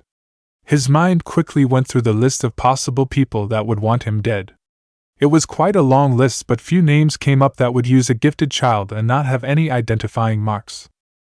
Shimura Danzo was high on that last. The calm demeanor and reserved attitude of the boy did fit standard root training. If it was Danzo, he wondered how the old war hawk managed to acquire the boy. So Danzo finally found where I am and wants to silence me? He goaded in the hopes of getting more information out of the assassin. Naruto was slightly confused about question, but he decided to just go with it. Danzo-sama regrets that he won't be able to attend your funeral. I'm sure he does. Kukukukuku. Orochimaru chuckled in response, but on the inside he was a little worried. He was trapped in a room with an unknown foe and couldn't use the majority of his jutsu. He wondered where Kabuto or the rest of his forces were. Had the tremors he heard been their demise? It was possible, but there were 3 tremors and he had 5 servants, so he only needed to hold out until they arrived. Of course, that was assuming that he wouldn't be able to defeat the boy. Kabuto cautiously made his way to the room where Orochimaru was. There were no additional noises or any other indication that something was wrong, but his intuition told him otherwise. Shinobi could be incredibly stealthy, and teams of ninja could be moving throughout the base at that very moment. Reaching the door, he noted the earth jutsu that had seeped through the cracks and knew that Orochimaru was in trouble. Someone must have infiltrated the compound and headed right for the injured Sannin. The tremors he heard could have been due to a battle going on inside the room, but he couldn't hear anything else happening. He didn't have any powerful jutsu that could get past the barricaded door or wall. Using explosive notes inside the hideout was more likely to bring part of the roof down, however the Sound 4 would definitely be able to get inside. Leaving Orochimaru, he ran to their rooms on the other side of the compound. He passed right by the hallway to Taiya's shut door and went straight to Jiraburo's room. The orange mohawk sporting teen was physically the strongest of the Sound 4 and could get past the door in no time at all. He slowed down when he made it to the room and opened the door. Kabuto was immediately overcome by smoke and the smell of burning flesh. He coughed quite a few times before he managed to look into the destroyed room to see the burnt and destroyed body of the ninja he was after. His eyes widened as he realized what the tremors must have been. Someone set a trap for them. Running down the hall, he came around the corner, and he saw that the door to Sakan and Udan's room was also closed. They were probably dead as well. Farther down the hall, he could see a body in the hallway outside of the door to Kadamura's room, and he ran to it. Kadamura had been the last to get to his room, and after hearing strange sounds, he had stopped at the entrance to his room with the door open. The moment he turned back to his room, the tags were already about to go off. His door was still open, and his body was hit by the explosion. It sent him into the wall opposite the door to his room, and he was still there but unconscious. His body was badly burned, but Kabuto realized that the ninja was still alive and started doing diagnostics on him. The jutsu told him that Kadamura wouldn't make it beyond a few more minutes, so he left him there and went to get Kimimaro out of the infirmary. Despite near death, Kimimaro wouldn't sit idly while something was happening to Orochimaru and would definitely help him to get past the blocked door. A few moments before. No asshole is gonna trap me in my own fucking room, thought Taiya despite her present situation. She had summoned 2 of her 3 doki, however they were so large that the 2 of them completely filled her room.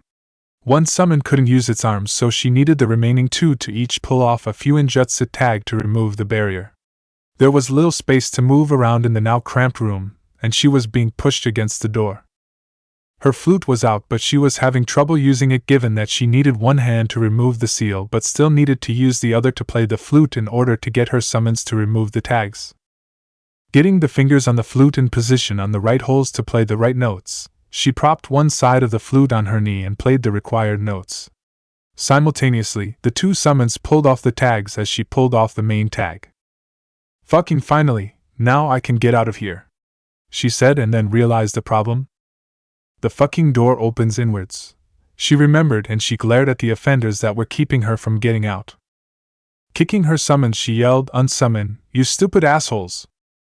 The 2 swords clanged against each other once again, and once again Naruto cursed. Despite knowing a great deal about forms and style, he had little experience using his sword in open combat. He fought Zabuza, but the man didn't really use much in the way of swordsmanship. Wielding a giant sword required more strength than swordsmanship skill, and it wasn't as agile or fast as Orochimaru's sword was. He was being pushed back by a psychopathic circus performer with a sword sticking out of his mouth and with no working arms. It was utterly ridiculous and showed just how inexperienced he was at using the forms he knew in combat. Beyond his shadow clones, he had no one to spar with, and the clones weren't that much help as they all fought the same as he did. Fighting with an agile and experienced opponent that attacked with a sword coming from his mouth was not a confrontation he had ever prepared for. Nonetheless, the fight raged on. He still had advantages, but Orochimaru was not letting up on the attack enough for him to use the force or any jutsu. Orochimaru, however, was quite impressed with the brat he was facing. The boy appeared to have large chakra reserves and incredibly good stamina.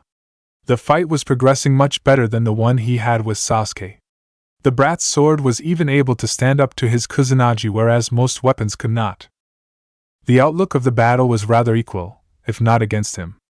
The boy was good enough and he was disabled enough that he couldn't properly defend, so he needed to keep up a strong attack.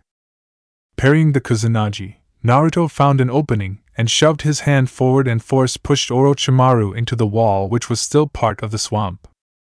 Orochimaru was incredibly surprised at the strange attack. There didn't seem to be any chakra or visible jutsu being used, but he was still pushed back with incredible force. He realized too late that he had been pushed into the wall and was slowly sinking into it. Moving to take advantage, Naruto sealed his sword into his hand and began making seals for a jutsu to finish the snake Sannin off. Kabuto made it to the infirmary only to find that Kimamaro had expired at some point before they returned. However, he knew it was likely the result tampering and not a natural death, as all of the monitors had been turned off. Kimamaro was fine when he left to help at the battle just a few days ago, and the machines should have taken care of him until they returned. So all of the Sound 5 are dead, he realized, and tried to think of something else to help him. Sighing, he knew that he only had one more option available to him, and it was not someone he could trust. The person he was thinking about was in a nearby room and was Orochimaru's newest acquisition. With her door finally open, Taiya went to check on the other members of the Sound 4. However, she could smell the burnt flesh and didn't need to go inside of Jirobo's room to know that he, and probably the other two, were dead. What she couldn't figure out was why she was alive. Had whatever trap that was planted in her room not gone off? Was it mere luck that she was spared? The hideout didn't seem to be under attack and she couldn't hear anything going on, which left her with many more unanswered questions. Had this been set up by Kabuto or Orochimaru? Were the Sound 4 of no more use to him? She decided that anything was a possibility, and that she would trust no one. Moving with caution through the hideout, she pulled out her flute and kept it ready. Before Naruto could complete his jutsu, the blade Orochimaru was using extended far beyond what the normal reasoning should have allowed. Naruto watched as the blade headed right for him. He barely managed to unseal his sword and protect himself. The extending sword ground against his own as he tried to deflect it, but it still managed to cut into his shoulder and continue on until it stuck into the swampy wall on the other side of the room. Looking at the now absurdly long blade, Naruto wondered just how it had managed to do that. Glancing back at Orochimaru, he realized that the man was managing to pull himself out of the wall using the blade. Given it was stuck in the mud on the other side, Orochimaru was reducing the size of his blade, but instead of the tip of the blade returning back to the handle was trying to get to the tip of the blade. A second later, the man had managed to get himself unstuck from the wall. Once he was free, the blade reduced its length back to the handle, and the man just chuckled as they were back to where they started the fight. He wanted to curse at the turn of events and his loss of an advantage, but he still had a few abilities up his sleeve, and the combat between the two had caused his blade to start building up a charge. A little longer, and he would be able to use Force Lightning. Naruto ducked as Orochimaru extended his sword by about 4 meters and swung it at Naruto's head. He was then forced to jump as Orochimaru spun around and lowered the angle of sword. This is just getting ridiculous, he thought, and it appeared that Orochimaru was now weary of his abilities and perhaps taking the fight more seriously. Orochimaru again went on the offensive with a series of stabs where the blade length kept changing and forced Naruto to be completely on the defensive. He needed to get away from the situation and was able to get his hands in the cross-shaped hand seal while they were still on his sword handle, as he simultaneously dodged a strike for his opponent. Seamlessly switching with the clone, he used force grip on his opponent from just a few feet away right after Orochimaru had dispelled the clone.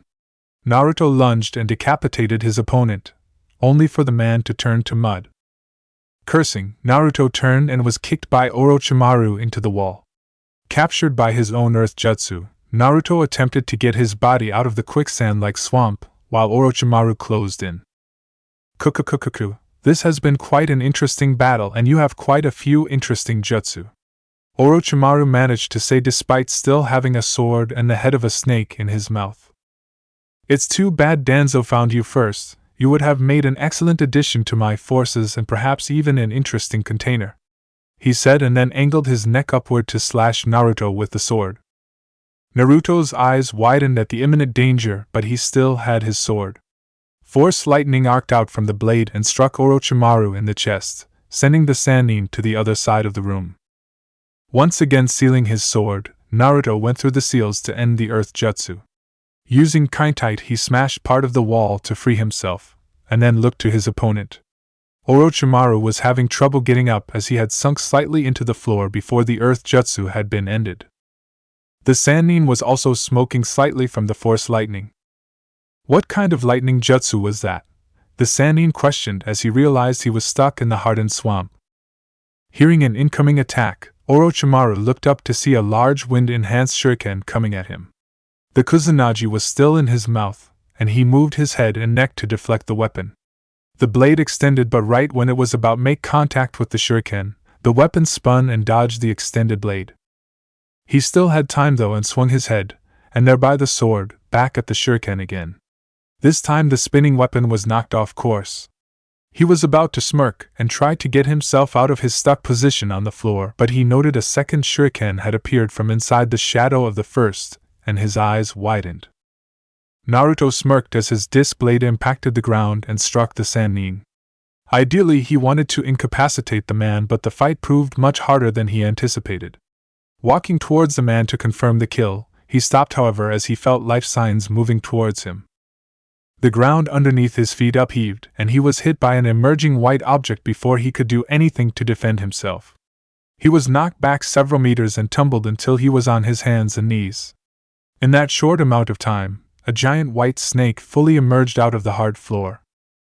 "Kukukukuku, it appears you forced me into this form," stated the snake that vaguely resembled Orochimaru. It seemed to be made of hundreds of small white snakes that each formed the body, and then a grotesque head. Naruto froze for a brief moment as he looked upon the creature in front of him. He had seen a brief view of this form of Orochimaru in Kabuto's mind, but it was viewed through a camera monitor and not an actual person. It looked a lot different. Glancing over to one side of the room, Naruto called forth the disc blade that had been deflected earlier. The white snake charged at him in the exact same moment. Naruto dodged to escape being bitten and had to slice through several white snakes that came after him from the main body. His disc blade reached his hand less than a second later and used it to slice into Orochimaru's neck, but was smacked away by the tail of the white snake. He smashed into a set of shelves on the wall, and many bottles fell off the broken shelves and smashed on the floor. Orochimaru didn't wait for his opponent to recover, and Naruto was forced to jump to the side as the rest of the shelving, and part of the wall, were further damaged by Orochimaru's next attack. Naruto thrust his disc blade into the wall to free up a hand. He charged a sphere of kaintai and threw it towards the snake. He knew Orochimaru would dodge a direct attack, so he aimed for the ground beneath the snake. The kaintai struck the ground, the snake lost its balance. Grabbing his disc blade from the wall, Naruto swung his arm and released the blade on the disoriented snake. Orochimaru was aware of the attack and moved to avoid it, but Naruto managed to quickly divert the disc blade to do as much damage as possible. However, it only managed to cut through the back third of Orochimaru's snake body. A chuckling Orochimaru just shrugged off the damage and sprung into action. The white snake moved to attack and quickly slithered up the wall and to the ceiling. It twisted and tried to strike Naruto from different angles as it moved along the ceiling, and he moved along the ground. Naruto continued to dodge and decapitate the secondary snakes with his sword. This wasn't the position he wanted to be in, as it was only a matter of time before either Orochimaru ran out of snakes, he was bitten by one of the small snakes, or he was bitten by the main head. Orochimaru was, however, thinking very differently. The boy he was facing had shown quite a bit of skill for one so young, in addition to possessing quite a few interesting weapons and jutsu. Danzo had apparently trained the assassin very well, and this provided him with quite the opportunity. His arms were useless, and now he had left his old body. It would be difficult to get back into it, and much easier to acquire a new one. It was nearly time to acquire a new body anyway. Should he take over the boy's body, he would not only be able to study the weapons that could stand up to the Kusanagi, but figure out the boy's strange abilities. Kukuku, it's too good an opportunity to pass up, he thought, and switched tactics to try and incapacitate the boy. With the breather mask the boy was wearing, none of his volatile blood would be able to poison the boy through inhalation. His blood was a powerful paralytic when inhaled in its vapor form, and it readily evaporated into the air, but it did little for him in this situation. He realized that he may have to sacrifice part of his body in order to catch his prey. Putting himself in danger, Orochimaru overextended himself on one of his strikes at the boy. Naruto saw the mistake and attempted to capitalize on it. Putting wind chakra into his blade, he extended the length by several inches and went for a beheading slash. Though not entirely prepared for the chakra flow technique, Orochimaru's neck was cut nearly through, but he had managed to pull his tail closer to Naruto, and a few of his white snakes latched onto the boy's arm and leg. Swinging his head back, Orochimaru headbutted the boy away from him, and his snakes let go. Naruto hit the ground and tumbled until he came to a stop. He attempted to get up, but his left leg and arm were already going numb, and he was having trouble moving them. The effect also seemed to be spreading to his shoulder and hip. He turned back around just in time to see the open maw of the white snake swallow him whole. Taiyuya had already passed by the lab where Kabuto usually worked but found no one there. Thoughts kept going through her head about betrayal, and she headed to where she thought Orochimaru would be. A part of her thought she should run, but she wanted answers. She still had not encountered anyone nor found any evidence of an intruder in their hideout, and this spoke towards a betrayal rather than attack. The other 3 members of her group were no real loss, as she never cared for them anyway. They were only a functioning group because they had to be, and each one knew that their lives were drastically shortened by the curse seal, but they didn't really care. They were useful, were given great power, had a purpose, and that was all that mattered to them. Moving down the hallway towards one of the laboratories where she knew Orochimaru was likely to be, she stopped when she saw the mud that had leaked out of the door. Inside a nearby room, Karen sat hiding in the darkness as she felt the hideout and suppressed her chakra. Naruto had told her to hide there until it was all over, and although she wanted to be useful, she still agreed.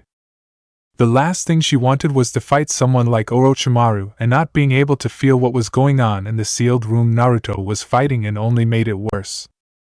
She felt someone coming in her direction seconds ago, and they just passed by her room. She had tensed but was now more relaxed as it seemed she hadn't been found yet. I just hope that idiot wins, she thought, and didn't like being helpless. It reminded her of when she was attacked by the bear in the forest. Hopefully the fight would be over soon, as she could also feel Kabuto coming down the other end of the hall towards the room Naruto was fighting in, and he had apparently brought the other person that was in the hideout when they arrived. I don't understand why you couldn't just blow the door down with explosive notes, questioned the white-haired boy as he moved with one of Orochimaru's lackeys to where the snake Sannin was apparently being attacked. He didn't really care, but he would do anything to get out of that stupid tank and move around. It had only been a couple of weeks since he was captured by Orochimaru. The snake Sannin apparently wanted to study his hydration ability. He was just hoping to use the current situation as a chance to escape. As I told you, the required amount of explosive notes needed to get past the earth jutsu could damage the ceiling and cause a collapse in the lab, responded Kabuto, as he adjusted his glasses. Earth jutsu weren't that easy to get by, and he knew that putting explosives on the wall and blocked doorway might be a better choice. However, in either case the ceiling would come down in the hallway and completely block off the lab from him. Orochimaru had constructed the walls so that if they needed, they could be brought down with minimal effort to destroy the entire hideout and perhaps trap any unwanted guests inside.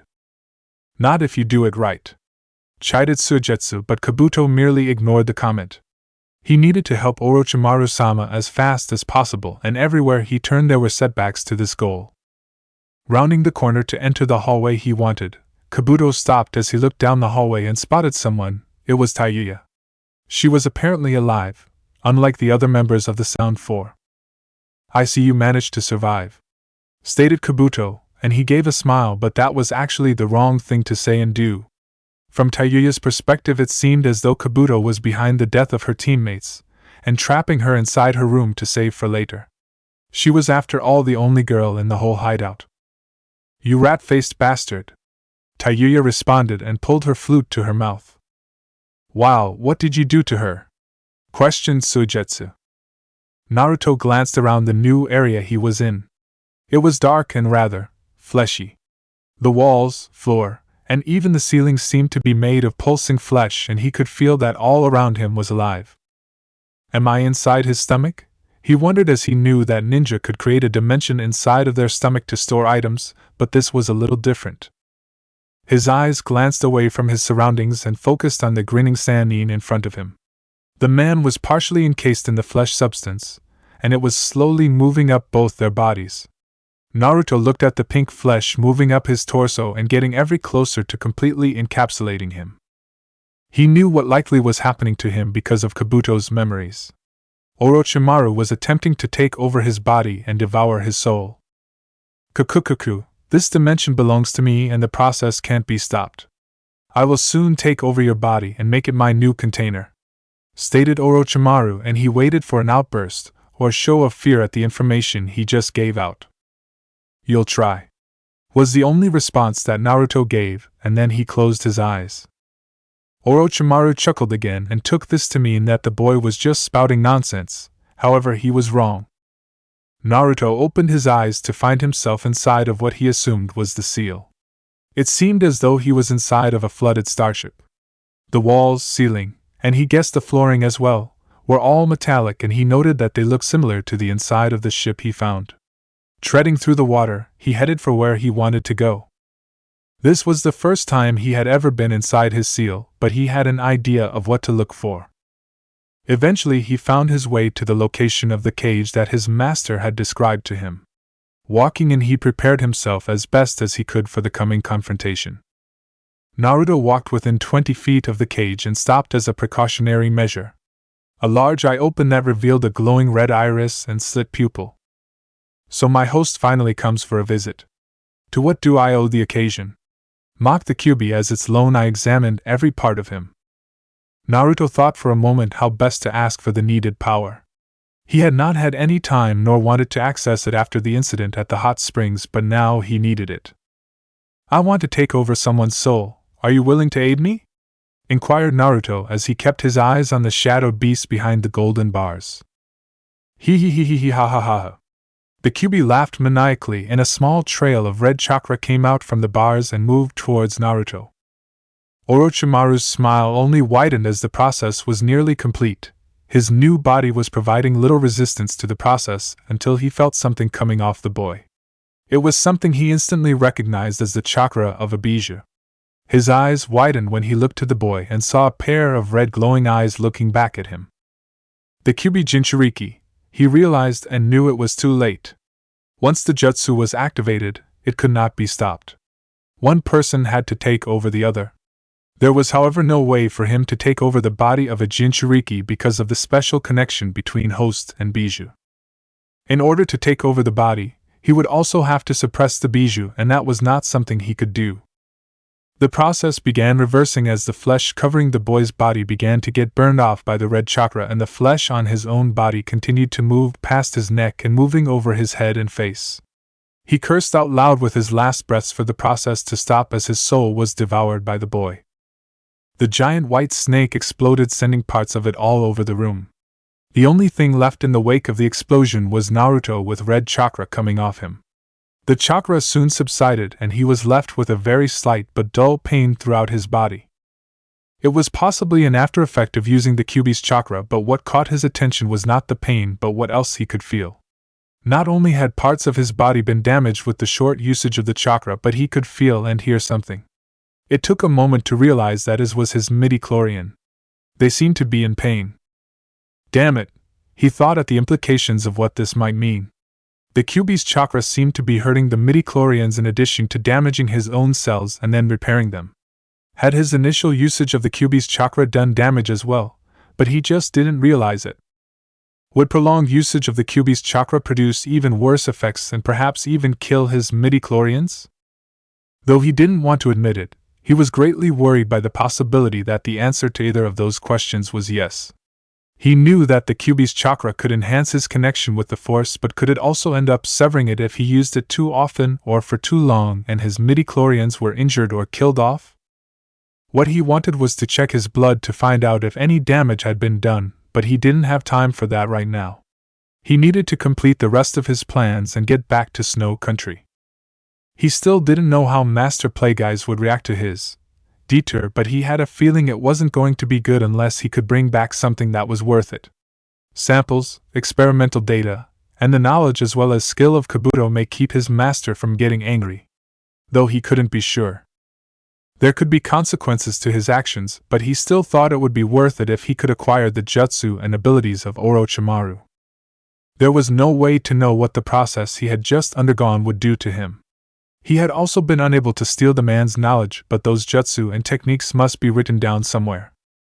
Searching the room, he quickly found his disc blades and then noticed the sword Orochimaru had been using was lying on the floor a short distance away. Picking up the blade, he noted it was lighter than his sword, but despite it having such an amazing ability, he still liked his sword better. Sealing the blade into a scroll, he went to make an exit in the wall when he stepped on something. Glancing down at the floor, he saw it was blackened and shriveled left hand. He was going to ignore it, but he noticed it had a ring on the pinky finger. Using the force, so he didn't have to touch the hand, he removed the ring and floated it in the air to examine it. The ring was rather plain but had the kanji for sky or void on it. That was all it seemed to have. He had of course learned his lesson from the necklace years ago, and did not put the object on or touch it. For all he knew, it would destroy his hand or perhaps poison him. He sealed the ring with the blade and could feel 3 people in the hallway outside the room. The seals he put up in the room blocked chakra from being felt but didn't block his life-sensing ability. Karen was just down the hall, and he decided to make an exit near the person that was supposed to be trapped in her room. She must have broken out of my trap. She hadn't been able to use her summons because of the narrow hallway, but she had put both Kabuto and the other person in a genjutsu. Tayuya was about to continue her attack when the wall beside her exploded outwards into the hallway. She was thrown into the opposite wall and covered her eyes from the dust. Peering through to the new hole in the wall, she could see a short figure standing in the opening. The dust soon cleared and Tayuya made to defend herself but stopped. Held in the hand of the person standing before her was a head, and she recognized it as that of Orochimaru in his white snake form. She had only seen it once when he made the sound for watch as he took over someone's body and absorbed their soul. It was something she could never forget, and now the head was right in front of her and severed. She felt paralyzed by the thought that whoever this person was, he had beaten Orochimaru. Injured or not, the snake Sannin was not someone that was easy to kill by any means. Her focus moved from the head to the figure, and she felt the person's killing intent. Moving her flute to her mouth in order to defend herself, she tried to play her instrument, but found she just couldn't play any notes. The person came closer to her, and her hands began trembling. I can't breathe, she thought. Fucking move, she tried to urge her body, but nothing was working. She couldn't inhale any breath to play her flute, and her fingers refused to move to the proper holes on her instrument. Just move, she pleaded as things started getting dark. Naruto finally stood right in front of Tayuya and his hand moved to her head. Extending 2 fingers, he gently touched her forehead. The redheads watched the fingers, and once they touched her forehead, her eyes rolled back and she collapsed onto the floor in an unconscious heap. The flute rolled out of her hands and came to stop about a foot away. Naruto glanced over to the other 2 that were down the hallway from him. They seemed to be recovering from a genjutsu, and he had no idea who was standing next to Kabuto. It was obviously the last person that Karen had felt in the hideout, but the memories he had from Kabuto contained no information on who the person was. Karen appeared from a doorway down the hall and ran to him. He could feel that she was relieved that he had survived. Kabuto watched the strange happenings just down the hall. He had no idea why Tayuya had collapsed or who the other redhead was. It wasn't until the cloaked figure turned that he was able to glimpse what had scared a member of the Sound Four. Held in the cloaked figure's hand was Orochimaru's severed head. His eyes widened and he couldn't believe what he was seeing. Suigetsu on the other hand saw the head and realized one thing. He was on the wrong side. This might be a good point to switch sides. The winning side looks to be standing over there, holding the head of the losing side, he noted and decided to speak up. I just wanted to say before anything else happened that I'm a prisoner here, he said and took a few steps away from Kabuto. The gray-haired medical nin gritted his teeth at the events and looked to the person standing down the hall.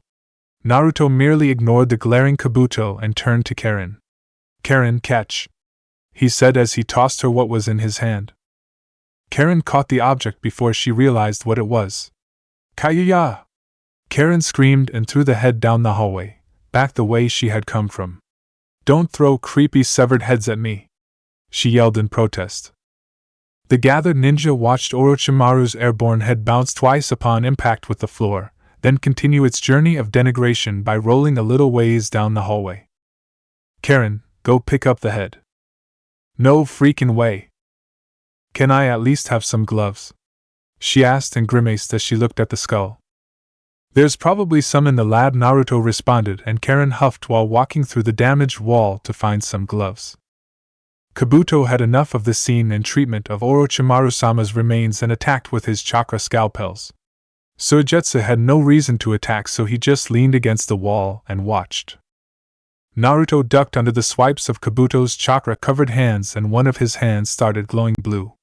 Dodging several more deadly attacks, he reached out and grabbed Kabuto's wrist. Kabuto quickly realized by his drop in chakra levels that his chakra was being drained by the hand. That's Yoroi's technique, he realized, and suddenly he knew who he was facing that was underneath the hood and breathing mask. He tried to keep attacking but couldn't move. Naruto slowly drained Kabuto as he held him in place with force grip.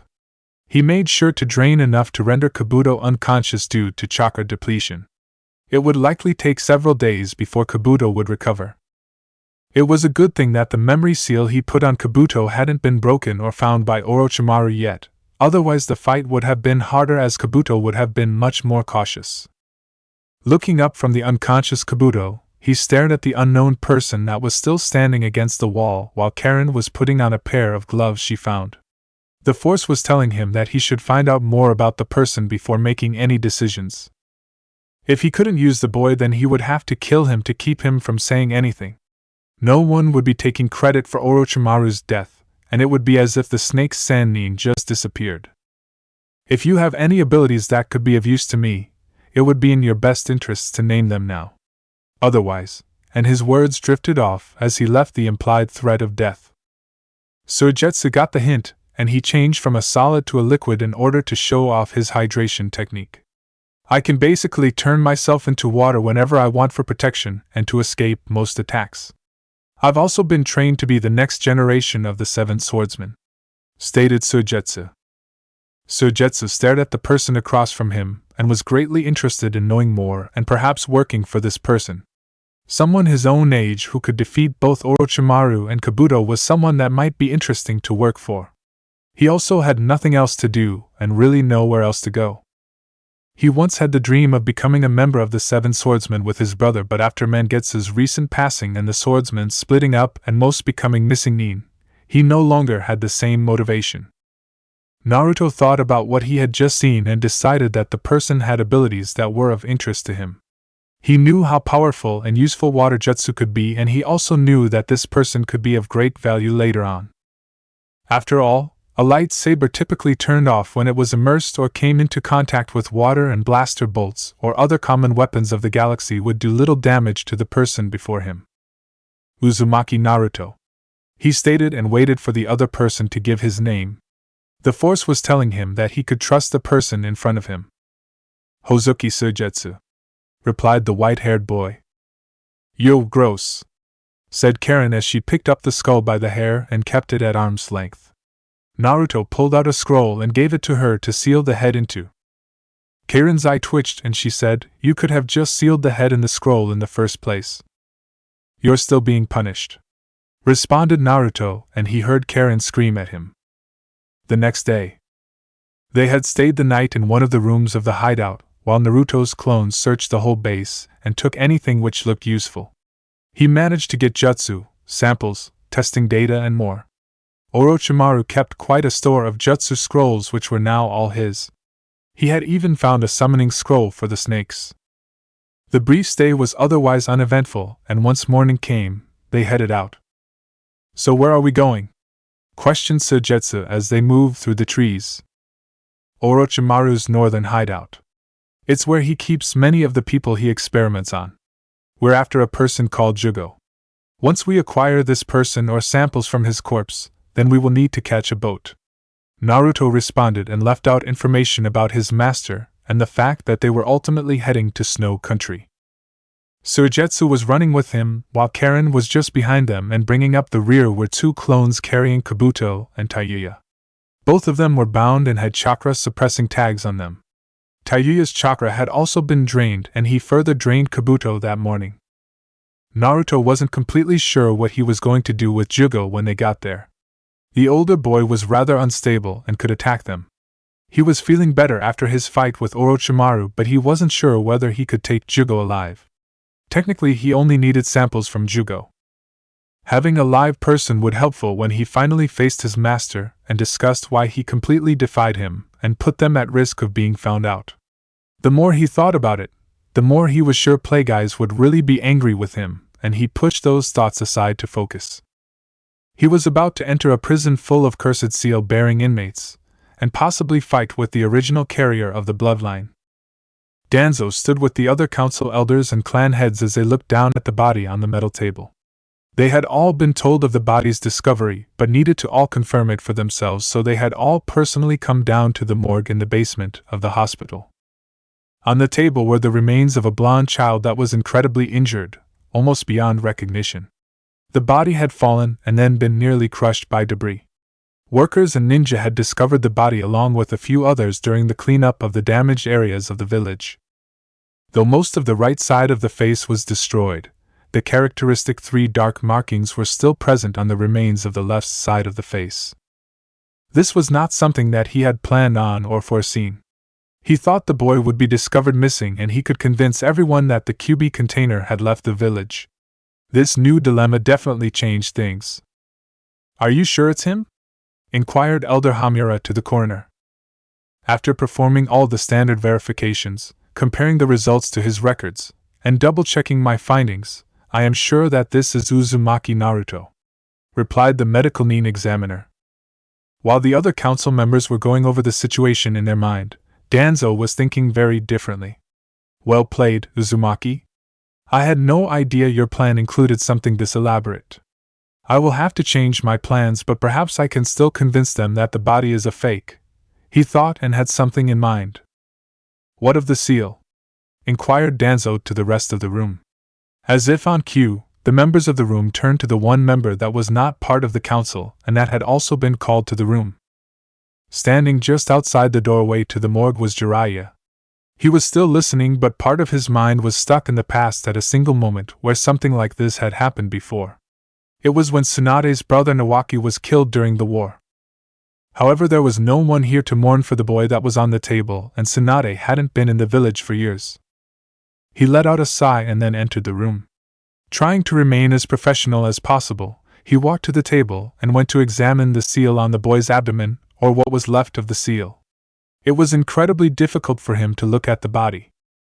His hands were shaking slightly as he pushed chakra into the boy's abdomen, and a faint seal formed on what was left of the skin. It was the same seal that he knew had been used by his deceased student. The others in the room all reacted instantly and started asking questions. "So it is him then? Will the QB reform? Are we in danger?" However, Jiraiya was still focused on the seal itself. While it was the seal his student had used, he wasn't that familiar with it, and something seemed off with it. He would have liked to stay and figure out what was giving him a strange feeling, but he could not see any danger to the village. It seemed the seal had worked completely, and the QB didn't appear to be coming back. Without any chakra to power the seal, the QB would have already escaped, or at least someone would have felt something. He told them everything was fine, and they soon left. Danzo stayed for a brief moment longer than the rest, but soon followed the others, leaving Jiraiya in the room with the medical nin. What he needed to do now was find Tsunade so she could take over as Hokage. Then he would have time to get a closer examination of the seal and figure out what about it was bugging him. He was a Fuinjutsu expert, but this particular seal and the method used by his student were beyond his knowledge and abilities.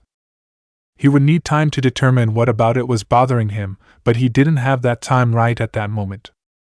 Taking one last look at the boy on the table while medical nin pulled the cover back over the body, he felt terribly guilty, and an incredible sadness washed over him. Naruto was the last piece of his student left in the world, and now the boy was dead, along with almost everyone else he was close to. However, he still had thought of earlier events in his head, and he wasn't sure what the boy had been involved in. He still remembered the attack on his person that happened before the end of the chunin exams, and while they couldn't prove it was Naruto, he knew there was something off about the boy. Minato's child had been up to something, but he had no proof, and neither had the Sandaime. Sighing, he then told to the medical nin to keep the body, as he needed to look at it again when he came back. He couldn't get the thought out of his head that he was forgetting something or that something was out of place, and he just wasn't seeing it. Perhaps he would come back later before heading out. He had to pack and get together a list of contacts that might know where Tsunade was. "So what do we do with these two when we get inside?" questioned Karen as she felt around the northern hideout to see who was inside or patrolling around the outside. They were in a rocky area of northern Sound Country. "What do you mean, we? I didn't see you do anything when the fighting happened at the snake's hideout. You just screamed and threw his head down the hallway," commented Suigetsu, and he laughed when Karen smacked him in the head, causing a splash, and then it reformed. "It's not like you did anything." Leaning against the wall trying to look cool. "Moron," Karen fired back after her failed attempt to hit him. "Most likely we'll just shove them in one of the cells until we're done. It is a prison and there are empty cells." "What did your sensing of the prison reveal, Karen?" questioned Naruto as he ignored the childish antics of the two around him. "I think I can feel at least 20 guards and around 80 prisoners inside. One seems to be isolated from the rest," she answered and adjusted her glasses. "That must be Jugo," Naruto thought and started going over the plan. "We only need to get to Jugo," he stated as he went through a map of the facility in his mind. He continued with a short briefing from Kabuto's limited knowledge of the facility and its layout. It was made larger than it needed to be, which would work to their advantage. Naruto went through a few hand seals and then put his hands on the shoulders of both Karen and Suigetsu. They were about to say something when they started sinking into the ground. Suigetsu was rather interested in the effect, but Karen almost screamed before they sunk into the rock beneath them. The clones did the same and took the unconscious bodies of Jiraiya and Kabuto with them. The group moved through the rock and into one of the unused wings of the hideout. It was all prepared for prisoners, with numerous cells that weren't in use yet but probably would be in the coming years due to Orochimaru's experimentation with the curse seal and finding hosts. The group emerged from the floor, and the two unconscious prisoners were placed in a holding cell. Naruto put up a barrier tag on the cell to keep anyone from opening it besides him. It would take an incredible amount of force to get the cell open, but he knew he wouldn't have to worry about anyone finding the two. Near the cell was the hallway that connected the wing to the rest of the prison. He quickly examined the ceiling and then went through hand seals for an earth jutsu to collapse the ceiling and walls of the hallway. The guards would hear the commotion and come to investigate. Since no one was using this part of the prison, they likely wouldn't bother to fix it right away. With the completion of the seals, the ground, walls, and ceiling of the hallway began cracking and breaking apart. A good-sized section collapsed in on itself, pulling rocks and other debris into the hallway that sealed everything up. Naruto used the force to push the dust away from himself. Using the same earth jutsu as before, he melded into the rock with Suigetsu and Karen. The small group moved through the surrounding rock and headed to another area of the prison, close to the cell where Jugo was. Jugo panted as he calmed down from another fit of his bloodline. It had been much harder to control now that Kimimaro was sick and hadn't visited in a while. He worried for his only friend and hadn't heard any news for nearly a week. Orochimaru was supposed to be working on some plan, the exact details of which he hadn't been told to him, but he knew it might take a while for it to finish. He dragged his feet, which were each attached at the ankles to a chain and ball weight, to the side of his room and sat against the wall. Sometimes he wished he could leave the prison, but he knew what would happen if he lost control. It had happened many times before, and the outcome was always the same. He would wake up and be surrounded by bodies or covered in blood. It was best to stay there, where he had been for many years. Months had elapsed since his last visit outside of the facility, and sometimes it was just hard not to want to break out. Putting his arms on his knees, he rested his head and wished for something better, or to at least see his friend again. A guard sat in front of the surveillance camera monitors and looked up as one lost the picture and went to static. He reached for his radio, but the feed from the camera soon came back. However, another camera went out that was right near the first one. He closely watched the monitors for a few minutes until he decided that it was some kind of bug or glitch in the system. It seemed to be cycling through cameras in order. Shaking his head, he pulled the two-way radio to his mouth and instead inquired about the slight tremor that they had all felt a few minutes ago. The voice of one of the other guards soon came back and told him it was nothing to worry about. Just a collapse in one of the unused areas of the prison. Glancing back at the monitors, he sighed and put his feet up on the desk while he reclined back. It was nothing to worry about. The group of three moved swiftly through the areas of the prison where no one was around. Naruto was temporarily disabling the cameras to keep them from being found out while Karen led them to the lone chakra signature in this particular area of the facility. Coming to an intersection in the hallway, they turned left and Karen said, "He's halfway down the hallway." It didn't take long to reach a huge steel door that looked more like the vault of a bank than the door to a prison cell. Karen looked at the door with some trepidation. From what Naruto had said, it was meant to keep someone in and not to keep others out. Naruto could feel the person inside, and it seemed that their arrival was at a good time. He couldn't feel anything sinister coming from the boy behind the door. The only problem he was having was whether he should keep Jugo alive or just acquire samples. Alive was much better, but he found it difficult figuring out how he would convince the boy to come with him. The Force wasn't really telling him anything, but that wasn't uncommon. The only thing he could sense was that the person behind the door was unstable and could be dangerous, which was something that he already knew. Suigetsu wanted to come with him, but this was different. From Kabuto's memories, he knew that Jugo wanted to stay in the cell out of fear of hurting anyone. Convincing him to leave the cell and travel with them seemed beyond difficult. However, he might just be able to knock the boy out and kidnap him. Lifting his hand up into the air, he used the force and dealt with the locking mechanism on the door. The crank on the door began turning and he pulled open the door just a crack to see in. Kabuto opened his eyes after he was sure that there was no one else around. He could tell he was tied up and he couldn't feel his chakra. He also couldn't find any of his hidden weapons that he normally had on him. Moving his body as best as he could, he attempted to sit up. He instantly regretted the motions as his head was swimming and a pounding headache was quick to follow. Diagnosing himself, he realized he had symptoms of chakra depletion. Looking over his surroundings, he noted he was in one of Orochimaru's many cells, but he couldn't be sure exactly where he was. Tayuya was still unconscious near him, and seeing her made the memories of what had happened flood back to him. "Naruto-kun," he said out loud, and though he knew it to be true, it still didn't seem right. Naruto was supposed to be in Konoha, and he had no idea why the boy would come after him. Is he trying to take me back to Konoha? He briefly wondered, but threw the notion aside as foolish. Naruto may have been talented, but he knew the boy lacked any loyalty to the village. He had even thought of trying to recruit Naruto to work with him and Orochimaru, but it was too much of a risk. Now he didn't know what to think. His master was dead at the hands of the same boy that had taken him prisoner, and that was his teammate for several years. The one thing he was certain of was that he would get revenge upon Naruto for killing Orochimaru. He was a patient person and would wait for the right moment. Though he did wonder what Naruto had planned for him and Tayuya. "Kimimaro?" Naruto repeated what Jugo had asked about. He knew who the person was but wasn't sure why Jugo was so interested in knowing about him. "Ain't that the person you killed back at the hideout?" commented Suigetsu, and Naruto instantly knew that was the wrong thing to have said. "Karen, run to the end of the hallway," Naruto calmly said, and Karen didn't need to ask what he was talking about as she could feel foul chakra pouring from the room. A moment later the door was smashed open by an enraged and transforming Jugo. The 7 prisoners in the cell were quiet as usual.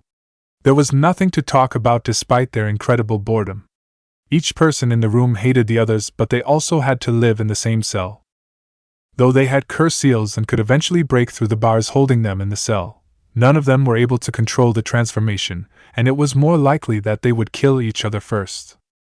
Once the seal was activated, they transformed into mindless animals that did nothing but fight. The guards would also be there quickly and wouldn't hesitate to kill them. While they may have been harder to damage, things like poison could still be quite effective on them, and the guards could use gas or any weapon coated in a myriad of poisons that Orochimaru had. It was maddening to be stuck in a cell with people you didn't like and to have great power but couldn't use it to do what you wanted. The boredom was lifted for a moment when they felt a slight tremor, but they just passed it off as another cave-in as one had happened earlier. The tremor, however, was followed by another, then another, and then another. With interest piqued, they tried to figure out where it was coming from as the tremors seemed increasingly closer or more powerful. One of the prisoners walked up to the back wall of the cell and put his head up against it to hear. Nothing happened for a few moments, but just as he was getting disinterested, the wall cracked and then exploded inward. Debris and dust flew into the cell and a cloaked figure came with it. Naruto flew into the cell and hit the bars. His sword had left his hand and clattered to the floor with the debris and rock from the wall. Before he had a chance to do anything, a dark-skinned and grotesque arm grabbed his throat and began strangling him. Naruto's hand grabbed Jugo's forearm in an attempt to remove the hand that was about to break his neck or crush his throat. He could only choke as he tried to get air into his lungs. "I'll kill you!" screamed an enraged and still transforming Jugo. Moving his free hand, his sword levitated and then he flicked his wrist, and the sword darted into Jugo's leg. With Jugo's attention diverted, Naruto formed a kaintai in his hand, smashed it into the chest of the orange-haired teen trying to kill him. Jugo was thrown back into the wall they just came through, and holding up his hand, the sword returned to him through the dust. Naruto fell to the floor wheezing and tried to get air into his lungs. Looking up at where Jugo was, his eyes widened and he lunged out of the way. Jugo instantly came hurtling at the bars with his transformed arms seemingly propelling him like some kind of chakra-powered rocket. The transforming teen smashed through the bars, completely distorting the metal and ripping it out of the floors, ceiling, and walls. The attack kept going and rammed into the adjacent cell on the other side of the hallway. The prisoners watched for only a second before they began running out of the newly formed escape routes. Naruto acted quickly and used the force to bend the already distorted bars around Jugo to make a cage of sorts. He knew it wouldn't last, but it would buy him some time to think of something else to do. It took a few moments of struggling for a roaring Jugo to free himself from the bars, and the makeshift cage seemed to only enrage him more. Looking for the cloaked boy he was trying to kill, he was immediately hit with a deluge of water and forced into the broken cell. Naruto went through hand seals and the water began taking shape into a spherical prison. Sticking his hand into the sphere, he completed the jutsu and looked to see if it would hold. Jugo's transformation, however, continued, and Naruto could tell he was still in danger. Using his other hand, he formed a Chidori, and then rammed the chirping jutsu into the sphere as soon as he removed his other hand. Without constant control over the sphere, it would soon lose consistency, but not before the lightning jutsu did its work. The entire sphere ignited and Naruto was forced to stop the jutsu and jump into the ceiling a moment later to escape the electrified water that flooded the room. The effects of both jutsu soon faded and the created water began to quickly evaporate. Naruto looked down at the twitching Jugo, but the effects of his jutsu soon stopped, and the orange pupils and black scara looked right at him. Jumping off the ceiling and into the hallway, Naruto heard the ceiling he had just been on get smashed, and he ran a little ways down the hallway in the hopes of putting distance between them. It was difficult to fight Orochimaru in an enclosed room, but far more dangerous fighting a transforming Jugo in small cells in a hallway. While moving, his hands went through two seals and he turned to fire a powerful gust of wind down the hallway that pushed the charging Jugo away from him. If he managed to subdue Jugo before he fully transformed, then he might be able to take the teen alive. "Out of the way!" yelled Suigetsu as he pushed his way through the fleeing prisoners that were running through the destroyed walls that had been left in the wake of the crazy kid's rampage. Karen was somewhere around, but he was more focused on doing something to help his new leader. He didn't have any weapons besides basic kunai and shuriken that had been provided for him, and knew only a few jutsu that might help out. It would be a shame for Naruto to die before he could find out what the boy was really up to and where they were heading afterward. A siren started going off indicating that a prison break was occurring, but Naruto ignored it as Jugo had his full attention. He ducked under the swing of an arm that was partially transformed into an axe and threw a punch. The deranged Jugo smiled as he dodged the punch, but was hit full force a second later. Naruto followed up with multiple punches that all missed, and yet they all managed to hit Jugo. His projected fighting attacks were halted a moment later as Jugo got fed up with the attacks and jumped back to put distance between them. As he was charging, Naruto tried to use force grip and hold the boy in place, but it proved exceedingly difficult as Jugo kept moving forward, albeit slowly. He tried to stop the orange teen, but wasn't prepared when several vents formed on Jugo's back and a large burst of chakra broke the hold and sent the insane teen hurtling straight for him. Naruto was hit hard by Jugo's fist and carried by the fist until Jugo slowed down. When Jugo stopped, Naruto's body continued backwards and he smashed into a wall. Jugo laughed manically and held out his hand towards the damaged area. His transformation continued across his body and his arm began to change. Several large vents formed on the arm, and then chakra began gathering at the ends of the vest. Naruto was trying to get up from the wall he had nearly smashed through when he felt the attack. He looked up and saw the attack but knew he wouldn't be able to move. Before it fired, Suigetsu rammed into Jugo's side. The arm's trajectory was changed, but a beam of highly concentrated chakra still blasted into the wall and ceiling of the hallway. The force of the attack and amount of chakra were incredible. It nearly brought the whole ceiling down on them. Naruto tried to get up but found he just couldn't stand. Forming a cross-shaped seal, he created several shadow clones while Suigetsu was trying and failing to fight Jugo. The white-haired boy kept getting hit, but his hydration technique was keeping him safe. Jugo would destroy his head, but it would reform a moment later. 2 clones picked Naruto up while the remaining 1 formed hand seals and spit out large amounts of mud. 12 more Naruto clones were created from the mud and they rushed Jugo. The almost completely transformed teen only laughed and attacked them. The clones were destroyed but did not go up in smoke. Instead, they turned into mud that began moving onto Jugo's body. The clones dogpiled the orange teen and then reverted back to mud, which started covering the rest of Jugo's body and then began hardening. While the 2 clones dragged the real Naruto to Jugo, the remaining shadow clone performed another earth jutsu and spit more mud at Jugo to further encase him. The mud quickly hardened and Jugo struggled to move and break out. The real Naruto was brought to the struggling Jugo as the mud began to crack, and though he couldn't sense chakra very well, the amount of chakra that Jugo seemed to be amassing beneath the mud was easily felt by him. Naruto stuck out his hand and placed it on Jugo's head. Looking directly into the insane eyes, he focused on stopping the transformation with his force powers. Jugo resisted him for a few moments, and the mud prison nearly gave way, but the teen stopped struggling. The transformation also stopped and then slowly began to recede. The dark skin gave way to the lighter skin underneath, and the black scarab began changing back to white. The transformation receded across Jugo's face, leaving the orange-haired and orange-eyed teen that Naruto had first met when he opened the door. They looked at each other for a few moments before Jugo passed out. Naruto turned to Suigetsu, who looked relieved, and then said, "Fine, Karen," with a wheeze in between the words before he collapsed onto the ground. "Ah, damn it!"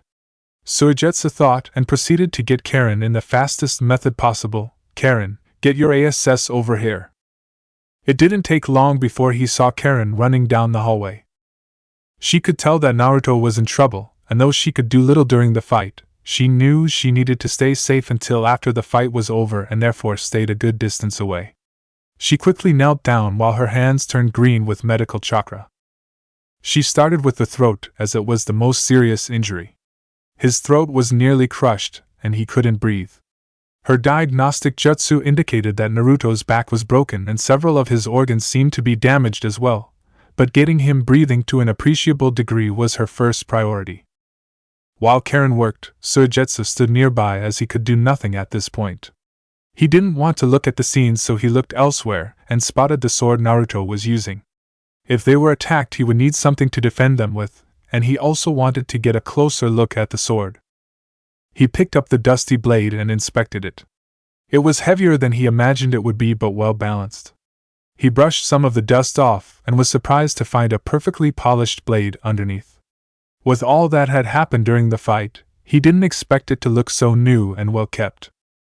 He managed to take his eyes away from the blade to look for prisoners or guards as he walked back to the 2 group members and trapped Jugo. It was obvious that the prisoners and probably even the guards were terrified of Jugo, and it was possible that they wouldn't even encounter anyone. Breathing better, Naruto stared at the ceiling and was thankful when he started feeling a tingling sensation in his legs. He couldn't feel them earlier, and it might take a little while before he would be able to walk properly again. However, he had managed to calm Jugo down. He could have ended the fight earlier by killing Jugo, but after all he saw, he just couldn't. Jugo was too interesting, and he knew Play Guys would be interested as well. There was no telling what Jugo would do once he woke up or how the boy would react, and he reminded himself to tie the boy up and put some chakra-suppressing tags on him. Now they just needed to collect everyone and leave. He wasn't looking forward to finding a boat that would take them to Snow Country. I really should have planned this out better. Now I have to smuggle 6 people aboard a ship, 3 of them hostages, for almost a week-long journey to Snow Country. In addition to not being noticed or leaving a paper trail, he thought and groaned at the situation he had managed to create for himself. Master Play Guys is gonna be pissed. A few hours later, back in Konoha. Peeking around the corner, Tenten looked down the hallway and didn't see anyway, so it looked safe to come out. You do realize that with my Byakugan you needn't try to be so sneaky? Questioned Niji with his arms folded across his chest and a questioning look. Tenten scowled and complained, I never get the chance to sneak around. We never get any infiltration missions. Is that why you're wearing that nurse's outfit? Your skirt seems a little short. Commented Niji, and Tenten turned to him with another scowl and then said, Well, I guess it must really be too short then, if you're noticing.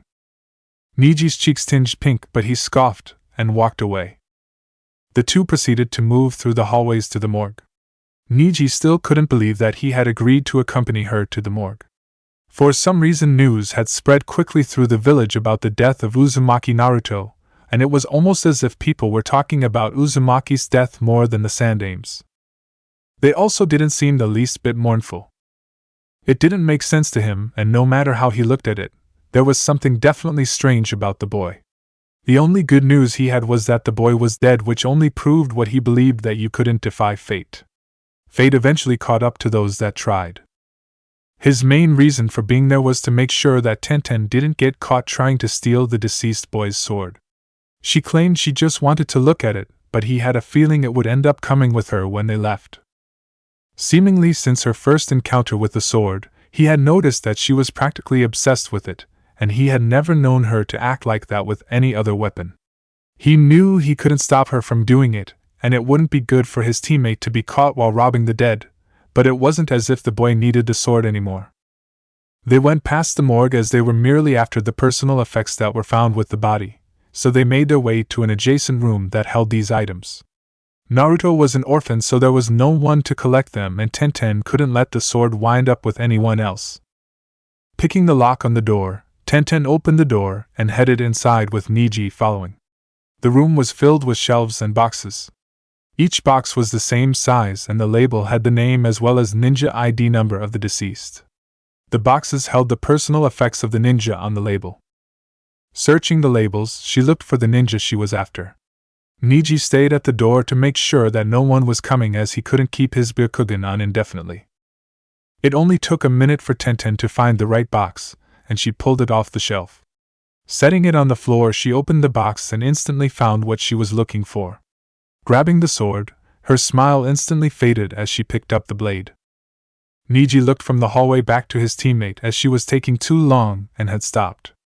He then asked, What's the matter? That's the sword, isn't it? No, it isn't. She replied sadly, and Niji walked away from his position at the door to see what she was talking about. It looked exactly like the sword she was always after, and he didn't understand what the problem was.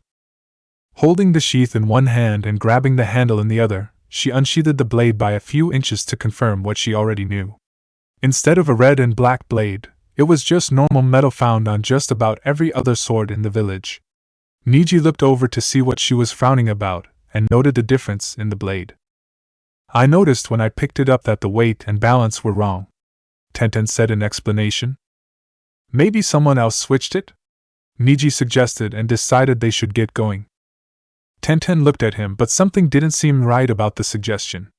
I don't think so, she said, and fully unsheathed the blade to get a closer look at it.